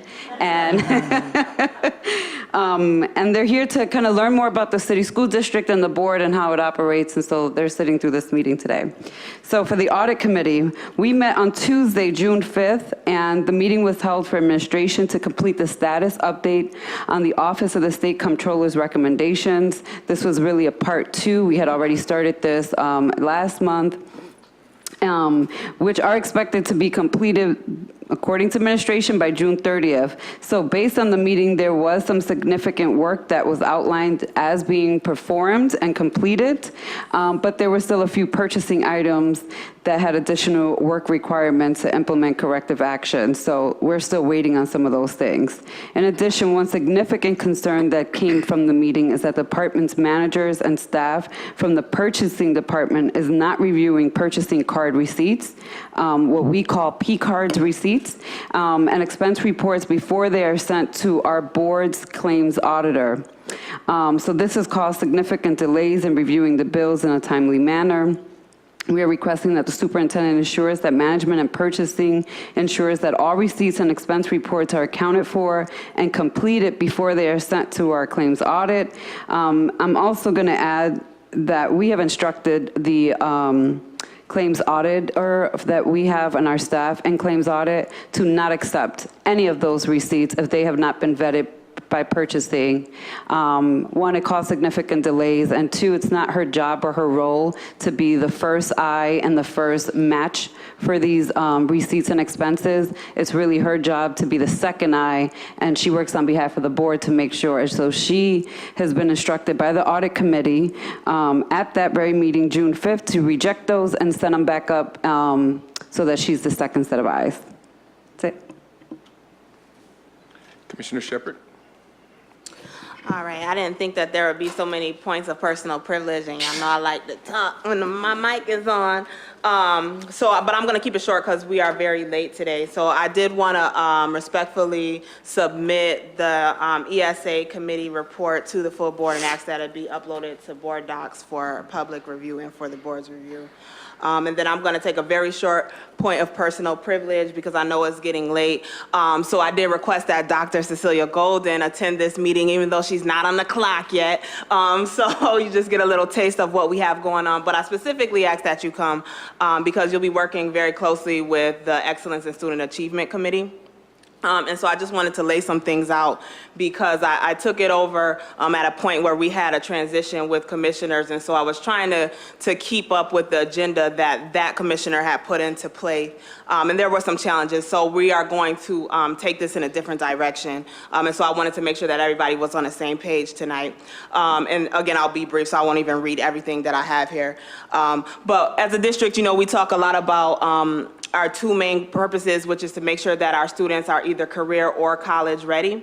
And we have to do more, and I know that the administration is working on improving tracking student records for different things. And so one of the things that I want us to focus on for next year is making sure that we're getting ahead of the curve and understanding where our kids are going to be enrolled in school if they filled out an application by their senior year if they want to go on to college, or if we have helped them with enrolling in a tech or career option after they graduate.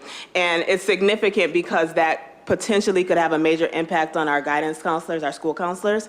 And right now, we don't have a policy on the books that supports the work specifically for the transition that our students take from our district to whatever they go on to after 12th grade. And so I am working with the board staff to draft a policy for all of us to review and for it to go through the channels so we can get some support to the superintendent and her team on what we want to see. Now, I did do some research, and right now we're doing pretty good with our student to school counselor ratio, specifically for our high schools. I mean, the maximum that is recommended is 250 to 1 counselor. Right now, we're staying under that, except for one high school, which is at 308, which is fine. I'm sure that would be an easy fix. But also that we're doing some good things with our counseling department. I did go on our website and I see that we do have a school counseling plan. And it's very, very comprehensive. It's laid out for students and families to follow. And so what I want us to start doing as a district, if we talk about accountability and the responsibility that we have, that we make sure that we're being that safety net for any family, a parent or guardian, for whatever reason, may not be able to follow that comprehensive plan, which goes from 7th to 12th grade. And so we as a district need to be that safety net to make sure that we're helping that student if their family, for whatever reason, is not able to complete that. And so I would like for us to start tracking, and I know that the superintendent can come up with a plan, but at least twice in a high school term, because a lot can happen, students can change their mind, that we start tracking what they want to do after school so that we have that data. So that leads me to my final point of where we're going with ESA for next year. Some of our overall themes I just want you all to be aware of is going to be tracking beyond graduation data. Also following the curriculum that not only supports rigorous academic improvement and growth, but also our culturally responsive curriculum. And we are also going to be keeping updates on the racial equity advocacy and leadership team, otherwise known as the REAL team. If that work does continue, we want to capture that in ESA. And then we are going to be keeping a very close eye on our New York State accountability standards that fall under the umbrella of the Every Student Succeeds Act. And so that will keep us up to date, specifically on our ELL and ENL learners, our regents, our priority schools, so that we're not finding everything out at the end of the year, but that we can kind of keep track as it goes along. And of course, this wouldn't be every single month. We can work out a schedule that's plausible for the administration. And that might possibly lead to more frequent chief reports through ESA, through the ESA committee, so that we know what's happening in school as a board. So those are some of the overall themes that I wanted to work on. I also wanted to again congratulate Dr. Cecilia Golden on her appointment. I know we congratulated Beth already. And it's funny, I know I said I was going, but I have to tell y'all that story. So me and Dr. Cecilia Golden, we were just like adversaries. We were competition, right, on the campaign trail. And I remember telling people when she hopped into the race, I was very, very nervous because she was an awesome candidate. And I told others, even Commissioner LeBron on the campaign trail, like, I think that she would be better to serve in a superintendent role. And I wasn't just saying that because I was trying to take her out, but it was really because of the knowledge that she showed that she had along the campaign trail, that she made it very difficult for us all. So I just want to congratulate you on being appointed to this position. I look forward to working with you.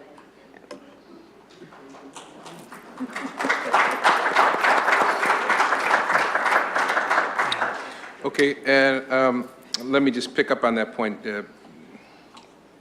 I had the opportunity to talk to Cecilia in my law office, and one of the things that I said to her was that, I was an adversary too at one point, and during the campaign trail, people say and do all sorts of things, and what I really appreciated about her is after we talked about the academics and strategies and all those sorts of things, we had a very honest conversation about where we were at. And if you can't be honest with people, you can't develop a relationship. And you all know there's a lot of that goes on in political buildings, public service buildings. People aren't honest with each other, sometimes because they're afraid that the truth will prevent a relationship from happening, but my experience is just to the contrary. If you're honest and decent in your description of your circumstance, past or present, you can really develop a relationship. So I'm really appreciative, and I said that to Barb. I was appreciative that she and I had an opportunity to talk about some of those things that were said on the campaign trail, and I think we understand each other better, and that's a blessing, and that's how relationships develop. So I appreciate that and look forward to, and I said this to Barb, I really do look forward to working with you. To the Urban Fellows that Commissioner LeBron invited today, you are here to watch government in its operation. You probably have not seen too many meetings where people laugh and get personal and, you know, maybe on the verge of crying. That's a government that I think you can rely on, because as some young folks say, you're keeping it real, you're being honest. And I will tell you, I want you to hear something that my colleagues are hearing. You know, we're a board, you're looking at a board that just really came together. Almost half of our members are new. You know, 4 of our members been here a year or less. And that requires some gelling. You know, no one said, you know, no one made a proposal here and said we're going to be married. This wasn't by choice, right?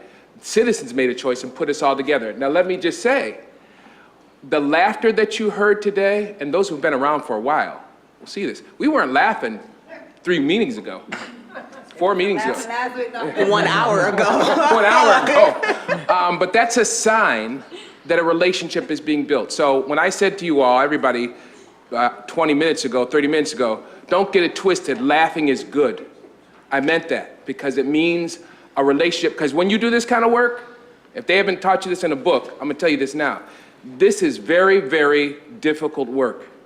And you will run yourself ragged unless you can find a way to keep yourself alive and feeling like you've got something to live for. And laughter will do that. So I hope you get from that, not only from this meeting, not only the academic stuff that we talked about, but how you can effectively serve students. You do that by effectively serving each other. That's the first thing I hope you picked up. Now, with respect to my president's report, let's see. Barb, Ray, and the chiefs, and I assume other folks have probably been very annoyed with me because I am like a racehorse with blinders. I'm always talking about graduation rates because whether we like it or not, that is how we are judged. We can't change that. And so, good night, folks. Let's say good night to our friends from the U of R Urban Fellows program. Bye, Urban Fellows. Bye, Abby. Have a good one, guys. I want to thank Barb, Ray, and the chiefs, and everybody else who's had to put up with. I'll be on the graduation stage, and I'll ask, okay, what's your denominator and numerator? And I've continued to ask that question. I've asked that question in the context of graduation ceremonies and moving up ceremonies. And like Commissioner Elliott said, these are really powerful ceremonies. I literally lost count with respect to how many of those ceremonies I attended. It was the best spent time that I've had because, as Commissioner Funches says, you get an opportunity to see our community at its best. We've gone through some of us have gone through some tremendous struggles, overcome some amazingly high hurdles to graduate. We saw young women and young men with babies in their arms, with babies in their bellies, mothers and fathers that literally were screaming with joy. There's nothing like that. And I know I'm probably summarizing the colleagues and the joy of my colleagues when I say it is the best spent time of the year for a board member to see that kind of stuff happening. So to the parents and staff, if any of you have nothing better to do and you're still watching your televisions, on behalf of the board, thank you. We have some great teachers and some great administrators in our buildings and in central office, but to the parents, you have our utmost gratitude for what you do for our kids because they are your kids. And then let me conclude by saying I was invited. I consider myself an invitee, although I've been to the jail many, many, many, many times, more times than I want to have gone to the jail and prisons. And And I've been to many graduation ceremonies, and I'm not taking away anything from anything that I've ever had the blessing to observe. But the ceremony that we had for Abigail Hernandez ranks highest. You know, I have a bucket list of things that I hope to accomplish in my life.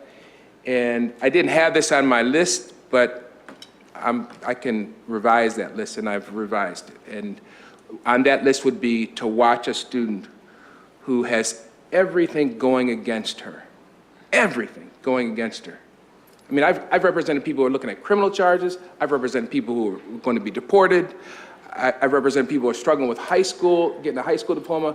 But here at the Monroe County Jail was a young lady who had all three of those obstacles confronting her. And she successfully stood up and overcame them. So thanks to Commissioner LeBron, I was very fortunate and blessed and extremely honored because you all have given me this opportunity to speak to that young lady. And I could never have asked for any kind of compensation than the one that I received that day when that young lady hugged me. I know she's charged with an offense that some people think is obnoxious and terrible, and it's, Van, how could you do that? I was at Wegmans, and someone said to me, why would you? She was accused of threatening students. Step back, I said. Because you don't have the room to step forward like that young lady did. You don't. And so I think we can all, least of those would be me, can take some real credit for what that young lady did. The district at its best helps people overcome some significant obstacles, and we saw it at the Monroe County Jail. And so everybody can take some collective pride in that. So that concludes my report. The next on our agenda is the consideration of resolutions. I need a motion to discuss resolution 907 to 90, is that right? 907, 909, 909, 907 to 909. I've written over my notes, so I can't. 907, 909, and Bless you. 907 and 909 through Okay. 919. All right. I need a resolution to discuss 909 to 909 through 917. 907, Here. 909 through 917. I got it. I got it. There's no names on that. So moved. 919. It's been moved by Vice President Elliott. That's 907. Vice President Powell, I'm sorry. 907 through 909 through 917. You've moved. Vice President Powell, is there a second to that motion? Commissioner Shepard, you're sitting over there laughing. I need a second. Will you give me a second? All these other commissioners over here second. I got a second from Commissioner Shepard. Any questions or comments regarding those particular resolutions? I would note for the record, 908, we're going to executive session on that one. Which one? 908, that's why we didn't mention that one. So it's 907 and 909 through 917. These are all East High School EPO resolutions. East High School EPO? Yes. All right. No, there being no further comments or questions, all those in favor of resolutions 907, 909 through 917, say aye. Aye. Aye. Any opposition? 919, no. No, we're at, you said 9? I see it. 919. 919. Okay, all right. You record that, Madam Clerk? Yes. All right, I need a resolution to discuss resolution 920. No, 920 is tenure. Yeah. All right, so I need a resolution to discuss, a motion to discuss resolutions 921 through 942. So moved. Been moved by Vice President Powell, seconded Second. by Commissioner Funches. Any questions or comments regarding resolutions 921 through 942? I will request that for resolution 924, that we speak about that further in executive session. 924. All right, so I need a motion to discuss resolutions 921 through 923 and 925 through 942. So moved. Been moved by Vice President Powell, seconded by Second. Commissioner Funches. Any questions or comments regarding resolutions 921 through 923 and 925 through 942? There being no further questions or comments, all those in favor of resolutions 921 through 923, 925 through 942, say aye. Aye. Wait, to 942? No, hold on. Sorry, guys. No, that's all right. I know that you guys met with finance and you guys had a meeting around resolution 942. But I need to understand how something is budget neutral and where the actual money is coming from if the position was omitted. Let me say again what I said in my Finance Committee report. There were two positions leading into the budget. One was vacant, but in the budget. The other, occupied, had been stripped out of the budget. So what position that We're- was vacant is now being we're used? flipping. That's how we're making it, that's why it's budget neutral. So is the title flipping, the benefits, the pay, it was exactly the same, and that's what you guys are flipping? No, actually, the correction actually works in our favor. The position that was vacant actually had more dollars attached to it. Can you say what the position vacant was that we're flipping? There were different titles, but they were similar. The volunteer coordinator. Yeah, I know the volunteer volunteers coordinator position. versus, parent coordinator in the Office of Parent Engagement. So we don't have a parent coordinator, so who's going to be doing that role? That's, The volunteer coordinator does very functional work separately, and I appreciate the volunteer coordinator. So let me just say this. I know who it is. I know that this person does extremely hard individual work. But what I'm trying to understand is, are we eliminating a parent coordinator position for a volunteer coordinator position? We're not, okay. Oh, well, we are, Barb, yes, go- please try to. go ahead. Yeah. Let me try to explain this. Yeah. We need both. Yes. We need both, and one was eliminated that has a person in it, so that that person, which is the volunteer coordinator, may stay employed after July 1. We're taking the funds, and we have asked to move them as of July 1. But that means the person can stay. We need the parent person as well, so I was asked by the board to create a plan for parent engagement with Dr. Golden so that we could, by the board meeting in July, bring back the plan for the funding for that position. But where's the funding coming from? So we have a number of positions in the budget that we routinely, as students move or we get clarity on master schedules and such, you'll find that we have positions that are budgeted for that may not be needed, and you're going to have other positions that are. In this case, it was an error that the position was eliminated. So it's Yeah. imperative that we find the money. We cannot cut a position. We have grants coming in at this time. We have other funding. So we're going to specifically be able to locate the funding and then show you exactly where it's coming from. And because this is done with some level of frequency in this district, what I'm suggesting is that we create a very clear tracking tool so that every time we do it, we're clear that we're doing it. It's brought to Finance Committee and it's recorded so that there's total transparency on what positions are being traded and where. But for this case, we needed the funding so that that person could be retained as of July 1. And I want to retain the individual. Let me Yeah, just okay. say this for the I was record. I'm like, fully aware of couldn't the backstory and who the person is.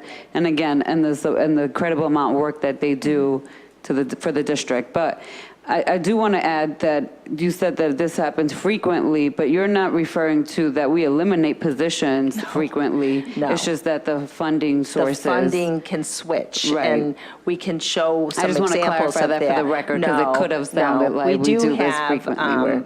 We do have a couple of other positions that were not intended to be cut, that didn't make the budget, but we will deal with that after July 1, after we get a better sense of where we are. And again, we will be totally transparent about what we're trying to do and be happy to share in, because these are personnel matters, we're happy to share the names of the individuals involved so that you're aware. An executive session, Yes. you mean, yeah. Can I just also ask, before you keep going with resolutions, because I didn't see any resolutions for summer school, which starts July 1st. So I need to understand what happened to the resolutions for July 1st for summer school. They're not in here. Not for summer school, not from Sandy Jordan. I looked. I'm just trying to ask where the resolutions are and how is summer school about to start and we don't have any resolutions. We're going to speak about the individual whose name you just mentioned. Okay, sorry. Okay.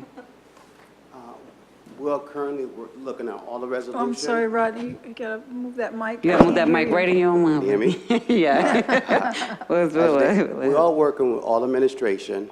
We have reviewed most of the budget. We just want to ensure that all the programs have all the funding that they need. And we're also looking at the operations. So those resolutions will be coming to the board very soon.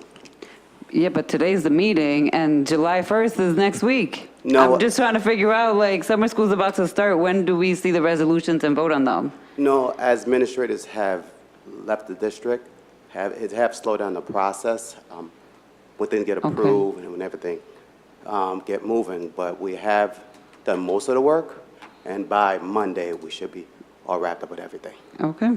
And we'll have a special meeting to vote on these resolutions, Yeah, I was Van? going to say, what is the plan in terms of voting on those resolutions? Because those people... So I'll have Fatima address us. She's been working with us. Everton is out of town. I apologize. Good evening, Commissioners. We will be working with Sinead to help schedule a special meeting, only because there's some people out of the district. We were working through the numbers for summer school, so we wanted to make sure everything was accurate and correct before we submitted the resolutions. We just noticed some things today, so we just wanted to clarify a few things in others' absence, and we'll be working with Sinead to schedule a special meeting. So we apologize for the inconvenience at this time, but we did not want to put something forth that we did not know whether it was 100% correct. Okay, but... Well, let me just say, and maybe some people are thinking it and they're not going to say it, but with all due respect, that's not acceptable. I understand. You know, as Commissioner LeBron said, summer school's about to start, and I realize there may be reasons for it, and I think you've articulated them. Everybody knows we're down some deputies and so forth, but our kids and our parents, some of them that we want to get across the finish line, and we're hoping to increase our graduation rate, which means increase the opportunities and hope for kids, are really depending on us to come through this summer so that there's support and resources. So, you know, this is, again, I don't mean to be harsh, but this is not acceptable. I agree. Right? So let's, as somebody might say, let's get it together. I agree. And by the way, because some folks don't have it together, everybody's figured out, we're going to end up having to meet at the last minute and have to look through some resolutions and probably not give it the time and attention that it needs. So please, this should not be happening. Summer school is critical for our children. Thank you, Commissioner LeBron, for asking the question. And again, I kind of look around, and while my colleagues haven't said it, I've looked at a couple eyes, and I think what I'm saying with approval. This should not be happening. I agree. All right? Let's make sure we take care of this. Yeah, I agree. Thank you. Thank you, guys. You all set, Commissioner LeBron? Yeah, I'm all set. Okay. So I don't think we ever had a vote on 921 through 923 and 925 to 942. Did we? I don't think we voted. No, and I wanted to, President White, Sure. I wanted to speak about Resolution 933. So I always vote no to our termination resolutions just because we don't know why someone is being terminated. And I just want to request that we start to at least get as much information as we can on what the basis of a termination was so that we can vote on it. But I did want to make clear that that is why I always vote no on that. So maybe we can move forward with getting more information in the future. Hopefully, if we have a Human Resources Committee, those things could be discussed in that committee that Commissioner Elliott has requested, and we're hoping to get going. Can I just speak on 933? There are two names in 933 that, No. oh, are we there No, yet? we're doing those in executive session. Okay, that's what I was going to ask, if we can pull some of those names in executive. Thank you for noting that. Yeah, we do need to pull from that motion 933. Actually, we need to amend 933 so that there's an A and B. Because those first two names on there, I'm sorry, Madam Clerk, is that right or no? You can if you wish to separate it, but if Or you we can want just to pull it all consider together in after executive session. with all the employees? All right, so I'm going to have to do this again. So, Vice President Powell, you've made the motion a couple times. Yeah, our motion is 921 through 942, accepted as a friendly amendment to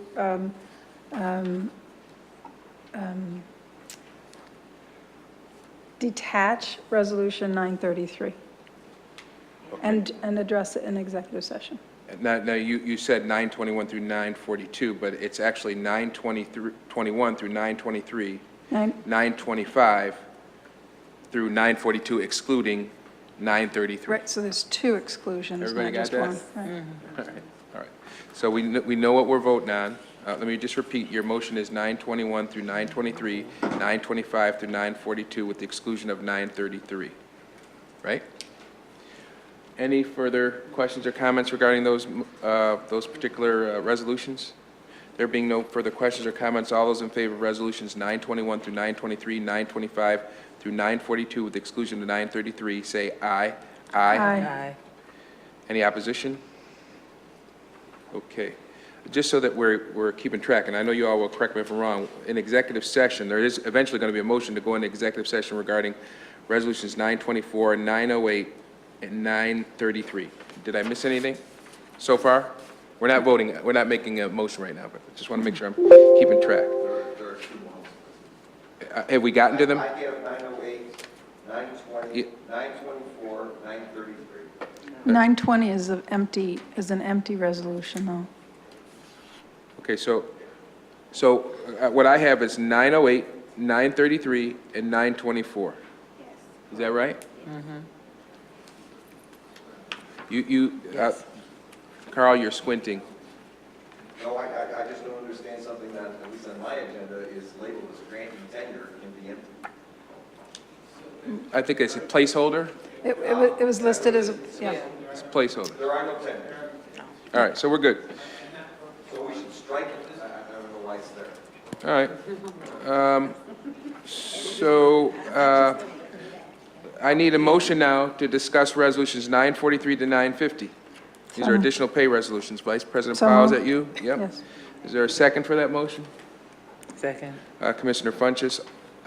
Any questions or comments regarding resolutions 943 to 950? I did want to request, and I'm not trying to put a lot of work on us, but we vote on the additional pay for different supports that our students need, a variety of things, credit recovery and all that. So I would like to know that after something is completed, how many students actually benefited from it or were in these different programs that we're voting on. Yeah, student count. Yes, outcomes. Yeah. And outcomes. Thank you. Any other questions or comments regarding 943 to 950? There being no further questions or comments, all those in favor of resolutions 943 to 950 say aye. Aye. Any opposition? No. For 943 to 950? On all. On all. Got that, Madam Clerk? No, I didn't. No, that's all right. You always vote no on those additional pay resolutions. Yep. Yes. All right, I need a motion to discuss resolution 951. It's been moved by Commissioner Vice moved. President Elliott, Vice President Powell. I'm just looking down there and I see both of you all. Is there a second for that motion? Second. Second by Commissioner Elliott. I'm ready to go home. Y'all don't want to delay it. We could have been out of here. Any Am I questions? right about it? Any questions or comments regarding resolution 951? Questions or comments? Yes, I just have one quick question. I'm not sure if anybody has the answer right now, but is this typically the price that it costs for summer school transportation? All right. I know I saw Mike there, back there. Just for- Mike, don't say more or less. Don't do it like that, Mike. You were on a roll and you got up and you said yes, but you could not get up and say more or less. That is not I a think he concrete. gave 3 answers in 1 second. Killing us, Mike. You know that. You should be a politician, Is that a Mike. sunburn or are you blushing? Let me try this again. Last year, we paid $506,000 So it's $1,000 more, Okay. give or take. There you go again, Mike. You had to do it, you couldn't help yourself. Rounding error. All right, all those, any other questions or comments regarding Resolution 951? There being no further questions or comments, all those in favor of Resolution 951, say aye. Aye. Aye. Any opposition? All right, I need a motion to discuss Resolutions 952 to 958. These are procurement and supply resolutions, which I assume have been vetted through Finance. That's right. It's been moved by Vice President Powell. Is there a second to that motion to move Resolutions 952 to 958? Second. Seconded by Commissioner Funchess. Any questions or comments regarding those procurement and supply resolutions? Yes, this is probably a question for Mr. Schmidt again. I have a question for 955 for water treatment.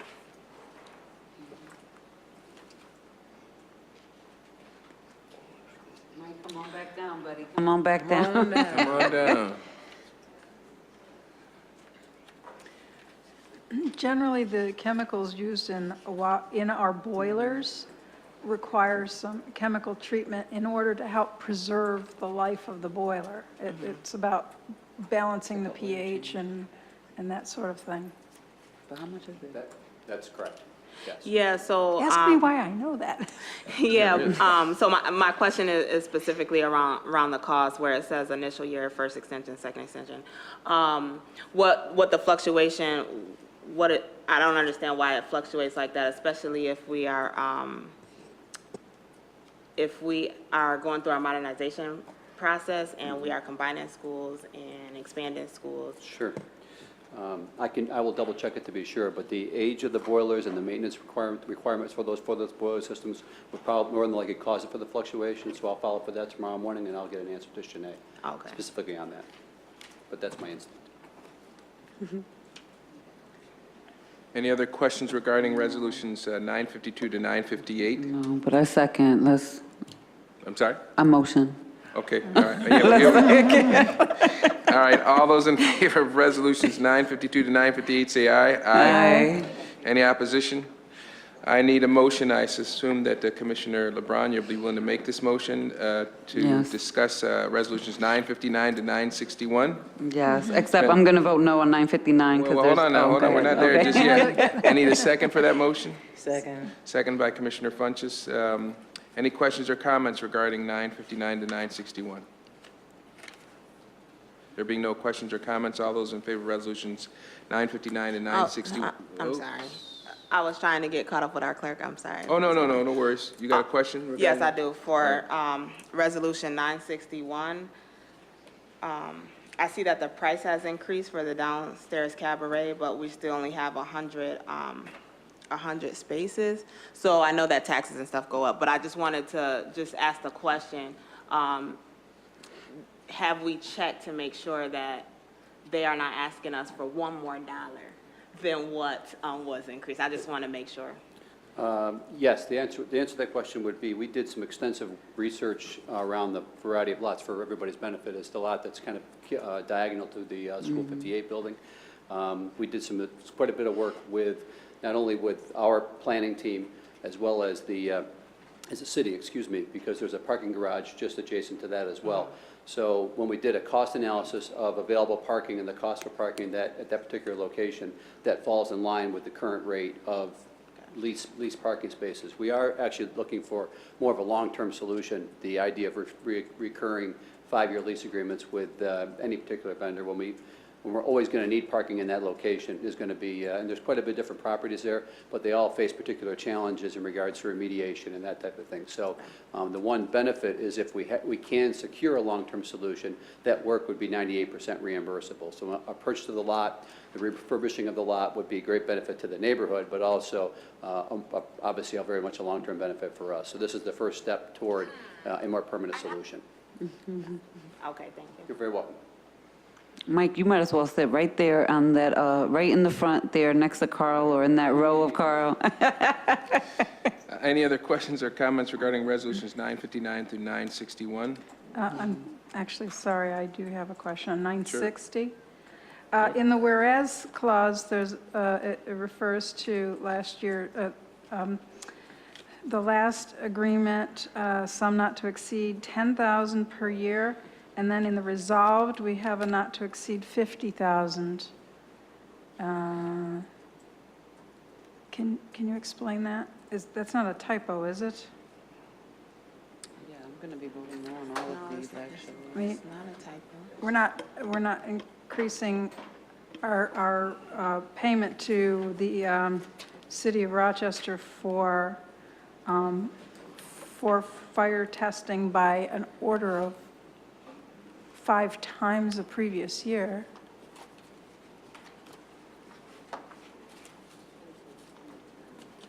It goes to 2023.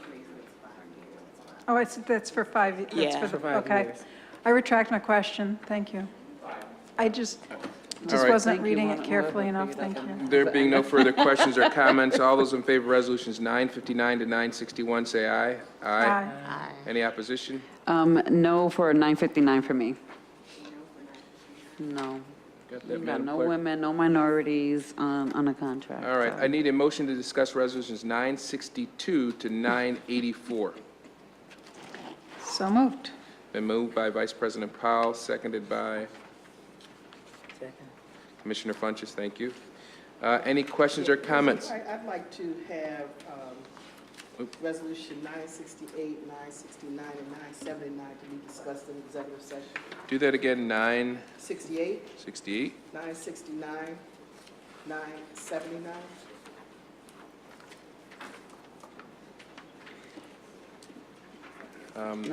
What's the basis for discussing an executive session?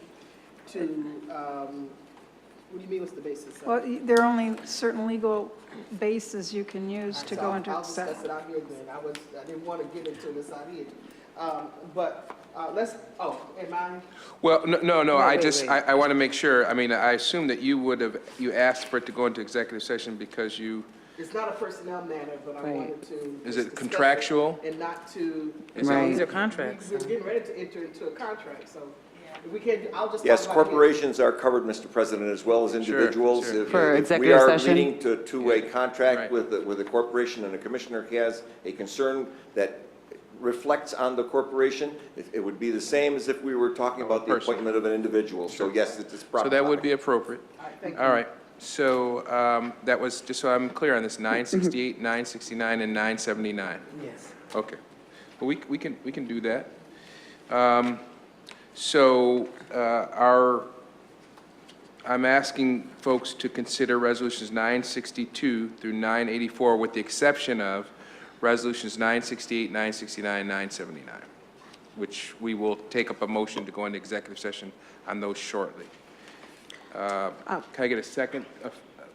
Who's making the motion? Vice President Powell, will you make that I motion? made the motion before, Yep. and I'll consider that a friendly amendment. Friendly Yep. amendment.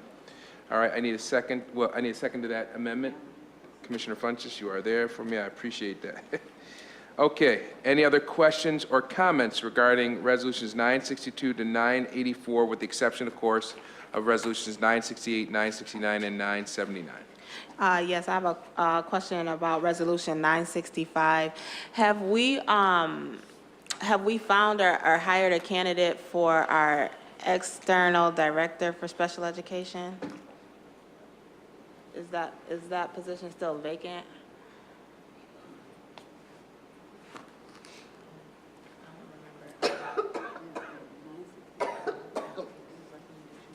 Good evening, Commissioners. The External Director of Special Education, I do believe that we did find a candidate. I just got to validate if they passed their drug tests, fingerprints, and things of that sort. Okay. I just want to ask, did these recommendations come from your group? Is that the Committee on Special Education?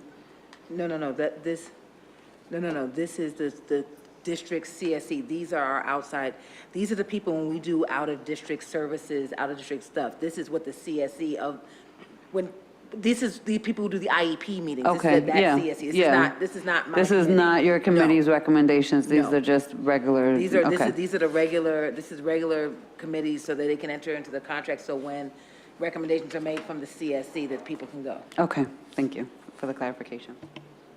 Okay, any other questions? No, but yes. All right, All those in favor of resolutions 962 to 984, with the exception of 968, 969, 979, say aye. Aye. Any opposition? 960, no to 962, 964, 971, 977.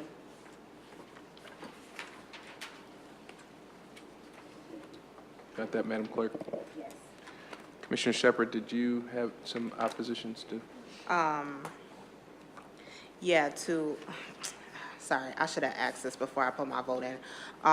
For Resolution 974, I'm confused at what this is a person that we hire, and I don't know if this is typical. We hire a person as an insurance broker to come in to tell us what insurances we need for each of these different areas. Is that what this resolution is about?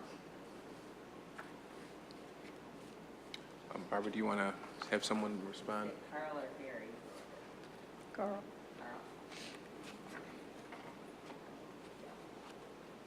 The role that the broker normally performs is not only to advise us with respect to coverage needed, but also to go out into the marketplace and find the folks who can provide that coverage as economically as possible. These are folks who have a unique knowledge of the insurance industry and therefore can give us that kind of advice. Okay.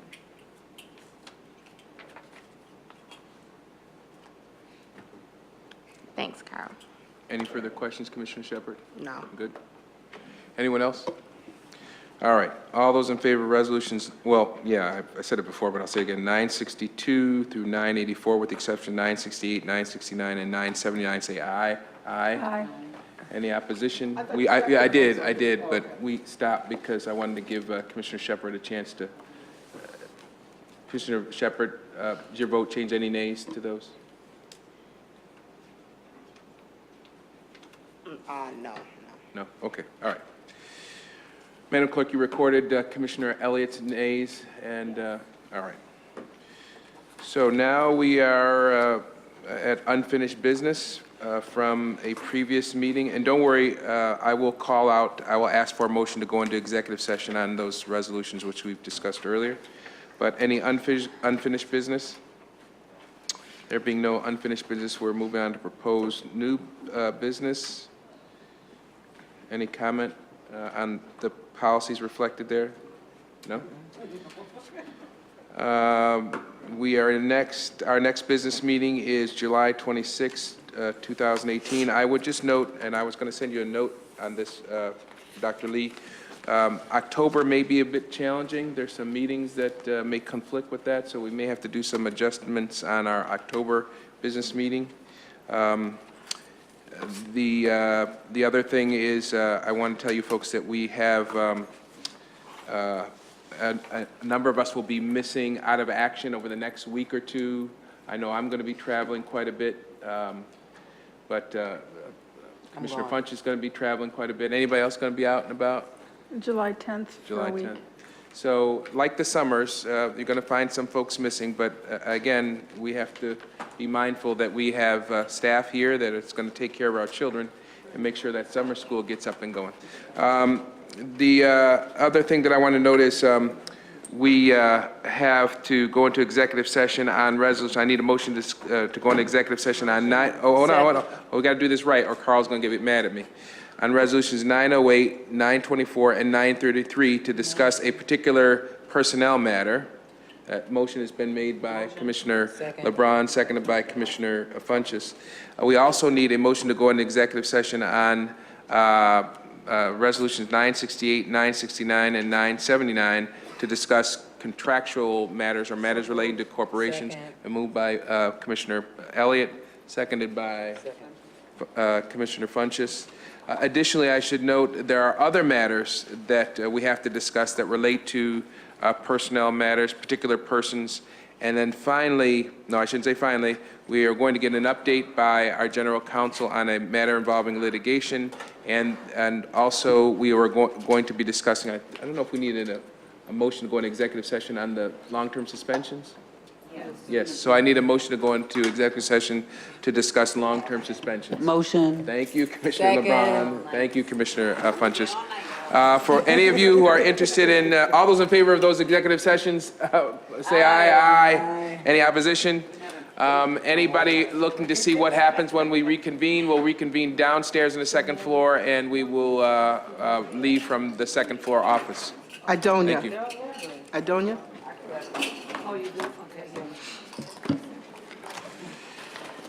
It is good to have, oops. I know. I know, we already. Let me tell you why. Let me tell you why.